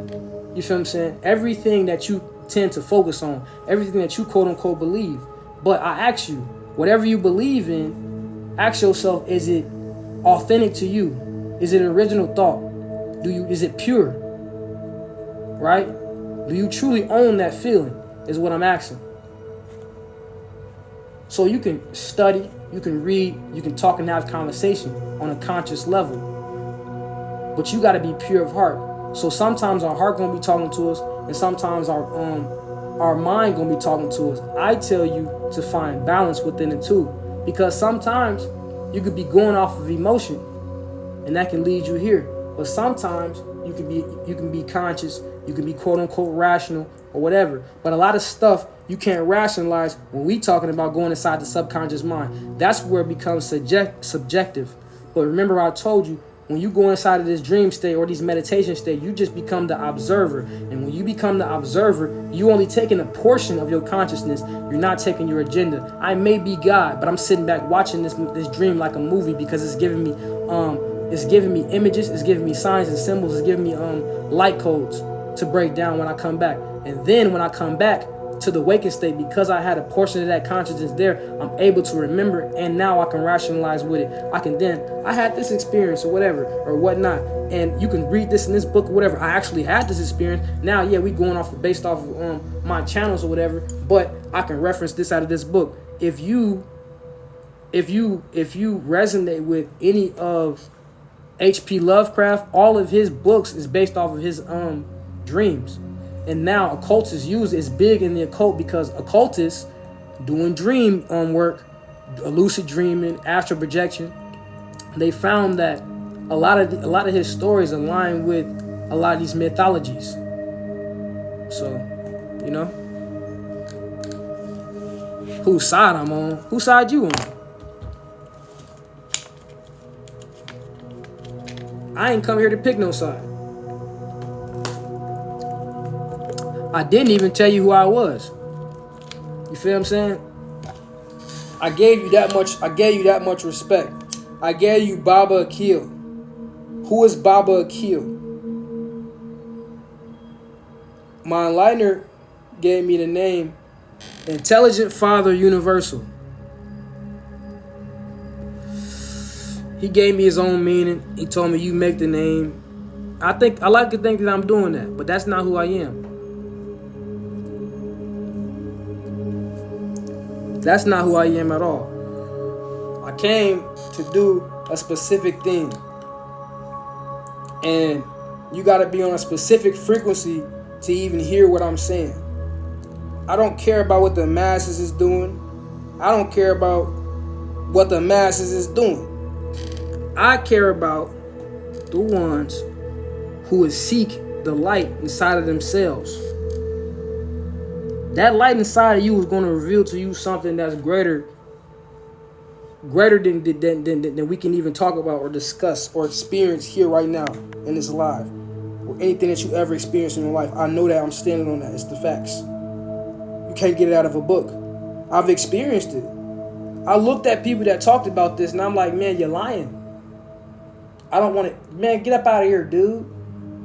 But over the years, with dedication and a desire to actually stimulate this change and alter this reality within myself, I can say it's actually something. And if you're really seeking that for real, then you would try to find that balance. I'm never going to tell you to pick a side. You don't never pick no side. Because you living in a world that's alien to you. What you truly are, you come from the on high, what they call it. You here because this world wasn't supposed to be created. Why wasn't this world supposed to be created? Because this world was created out of balance. Why was this world created out of balance? In the book of Gnosticism, it says that Sophia watched all the marvelous spiritual beings around her, and she wanted to create a being of her own. She had a desire to create a being of her own, but she did it without the assent, or the divine assent. What is this? What is assent? Assent means royal permission, royal agreements, right? The agreement is we have a syzygy relationship. Syzygy is this. It's a, what do you call that? A conjunction of opposites, right?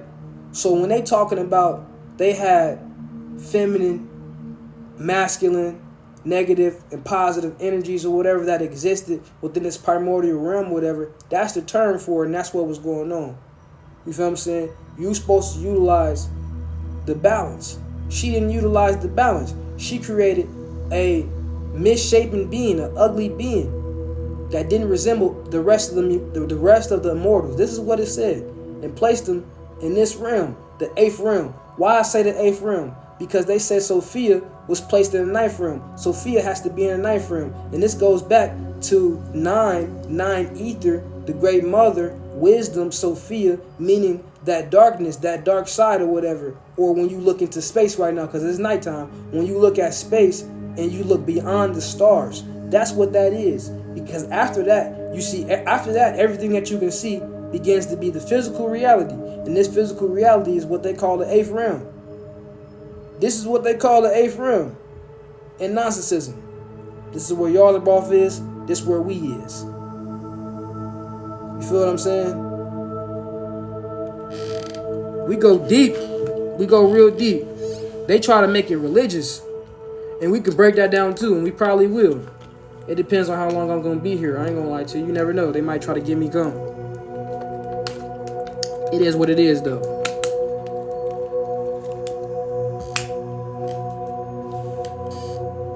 I ain't going to lie. I be trying to be low-key, though. I ain't going to lie to you. But little shit be happening. But I be like, nah. It's in my head. I ain't gonna lie, man. It ain't been nothing but 3 years. 4, maybe. Me going live and stuff. Well, not live, but like just putting information down and stuff like that. I just be chilling. I ain't come to do all that, bro. I ain't come to be like no what's that word? I ain't gonna be like when I say revolutionary, I ain't gonna be like that, because when you say revolutionary, you already got a picture. People don't understand that the term revolutionary means basically you a rebel, so you doing something different of the society. The first revolutionaries, when we think about revolutionaries, we think about the thank you. The artwork does not determine side. I mean, yeah, I appreciate that. I didn't say that. I feel like it's balanced. You feel what I'm saying? But revolutionaries, they what they say. If we think about the Black Panther Party, and that was definitely great. I'm never gonna say talk down on that. But in that time, we needed them. We needed them to bring that type of information out and give us that. Now we're not in that time anymore. We really had that information. We be like, oh, I didn't know that. You didn't look for it. It's right there. Remember, I told you hindsight is one of the best tools that we got. We can look back in history and look up some things. You feel what I'm talking about? So you can take these things that didn't happen or whatever and apply them to self and help self. You feel what I'm saying? And we can work further towards that utopian society that we be looking for. You feel what I'm saying? The question being, who's your gut? What do you mean, who's your gut? You just got in here, didn't you? Who's your gut? That's you. That's what you follow. See, I didn't come here to tell you, God coming, the angels coming, this, that, and the third coming. I'm coming to tell you this ain't nothing but tools. It's certain things you was already familiar with, like your gut. I knew I should listen to my gut feeling. I knew I shouldn't have went here. Tell you a story. I ain't gonna go too deep, but I got locked up when I was a kid. When I was 14, I was gone for a long time, right? But prior to the day of what I did, you feel what I'm saying? We ain't gonna go too deep, but it was a serious crime. Yes, it definitely was. So but prior to what I did, I was supposed to be with a female, and me being a hothead, my brother, he asked me to do something. I did it. I didn't even have to go with him. He told me not to. I'm like, man, you my brother, I'm gonna ride with you. But that was just me wanting to be a hothead. And in hindsight, when I think about when I literally go back in time and just analyze that whole day and what I was doing, how I was thinking, I was literally on bullshit that whole day. If I would have went with my guts, right, and just went with the girl, none of this would have never happened, because my brother wasn't on what I was on. You feel what I'm saying? And if we ever get to have the conversation, like in a consultation or anything like that, mentor, I'll tell y'all the story. It really ain't nothing, but this ain't for live. I ain't gonna lie to you. This ain't for live, because the next they gonna screenshot it. They gonna be like, oh man, he really, yeah. Phone them. I ain't with none of that. But just understand, shit happens. Basically, shit happens. You feel what I'm talking about? You gotta trust your gut, though. You have to trust your gut. The more and more you trust your gut, y'all just took me back in time for a little second, I ain't gonna lie. The more and more you trust your gut, you build that sympathetic link. So you ask me what my gut is, I'm supposed to put a name on it. I just told you God's name is incommunicable. You feel what I'm saying? God's name is incommunicable, and this is the energy that we're talking about. If the soul, the auto-genius, the self-created, you feel what I'm saying? If that is anointed in the light of the Father. Remember, they say that the God the Father and Barbell, they don't create these beings necessarily.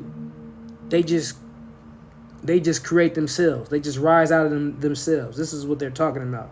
And then we're talking about the self-created, the auto-genius or whatever. The auto-genius is the first one. This is the soul. This is the Christ. This is you that we're talking about. So when I say I'm trusting my gut, I'm trusting that soul, that little energy or whatever and all that stuff, whatever, my heart, all these things are connected to that soul aspect. Your mind isn't. Your mind is connected to your conscious mind. Your conscious mind is connected to the physical experience that you're having right now, the personal experience that you're having right now. With this conscious mind, though, with this conscious mind, you can go into you can go inside of your subconscious mind. And you can experience different past lives, different feelings, different experiences or whatever, different practices. You can meditate. You can do all of these different things or whatever. Also, you can subscribe and subject yourself to the power and the will of somebody else. You can also do that. You can be programmed. You can definitely do that. It's happening right now. But we're not talking about that. We're talking about trusting your gut, because your gut is going to always tell you things. Going back to what I was telling you, you might always feel that presence of individuals or people around you, and there's nobody around you. But there is. That's the spirit. They always been around you. You feel what I'm saying? Guiding you here, guiding you there. You feel what I'm talking about? And when you get certain feelings, it pulls at your quote unquote intuition or that gut feeling or whatever. And a lot of times we don't like to trust it. But the more and more we do trust it, I said, it strengthens that link from the seen and the unseen. You know what I'm talking about? Now, don't just X out your conscious mind. You have to have that. You know what I'm saying? I used to have dreams. Hold on. Man, most deaf. I used to have dreams, and I used to like see people and shit like that, right? People I knew, you know. And I'm like, damn, like why am I dreaming about these people? I learned I wasn't dreaming about these people. I was showing up in their dreams. Remember I told y'all I had people that I talked to, you know, these spiritual people. I got seers or whatever. And then, you know, she told me one time, like, man, you know, you like a dream walker. I literally, you got to think about this. Remember I told you it's about what it's about what you study and what you know. Personally, my personal opinion was you couldn't do nothing like that. But I used to understand. I used to ask myself, why am I having this experience? Why am I dreaming like this? Like, why am I dreaming about these people? But I wasn't. And the lady told me, oh man, you know, you this, that, and third. So that's why earlier, if y'all was here, I was reading about that book, the Dream Walking book or whatever. But it talks about individuals in this quote unquote realm having a bubble around them, a dream bubble, which is literally just like it's like a sphere of an image, a stage or whatever. Basically like a movie. Let's just say, imagine yourself in a movie, but it's a bubble. And it's a bunch of images just happening or whatever, scenes just changing back and forth or whatever, you know what I'm saying? But the individual is the one that's projecting this. You feel what I'm talking about? So I found myself in that. I'm like, dang.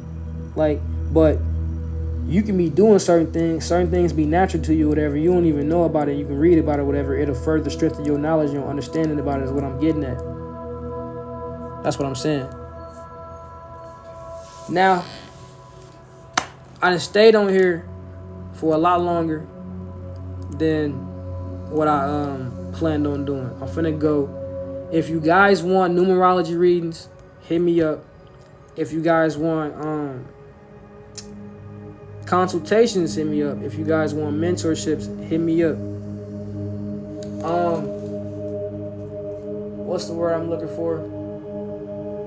Y'all already know I got the documents. I'm working on a document right now though. We ain't gonna talk too much about it. It's called Revealing Light. But you know, we going in with this Save Yourself. Save Yourself is the what?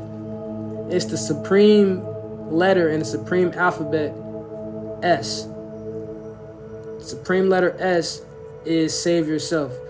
In the supreme alphabet, their term for letters is words, basically. And these words or these terms or whatever, they have different meanings or whatever. You know what I'm saying? So that's basically what it's based around. That's what I'm going to be presenting, basically. And in that, I had a real breakthrough. And that's why I ain't going to talk about it right now. So we just going to have that too.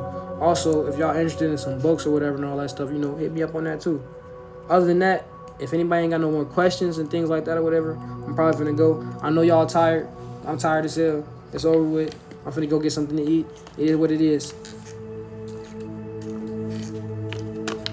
I like this picture because people keep asking me about this picture. Like, would the picture look demonic or something? It's crazy, man. I'm exhausted. I'm exhausted, man. What I'm gonna do? I don't know. What I'm finna eat? That's the thing, for real, for real. I'm a real picky eater. I ain't gonna know. I gotta do some more reading. Nigga always wanna work, bro. I can't ever sit down. I'm tired as hell, but I'm finna get off here and start reading, y'all. Story of my life. I don't even watch TV, bro. I ain't gonna lie to you. Shit ridiculous. Y'all be safe, man. Love y'all, buddy.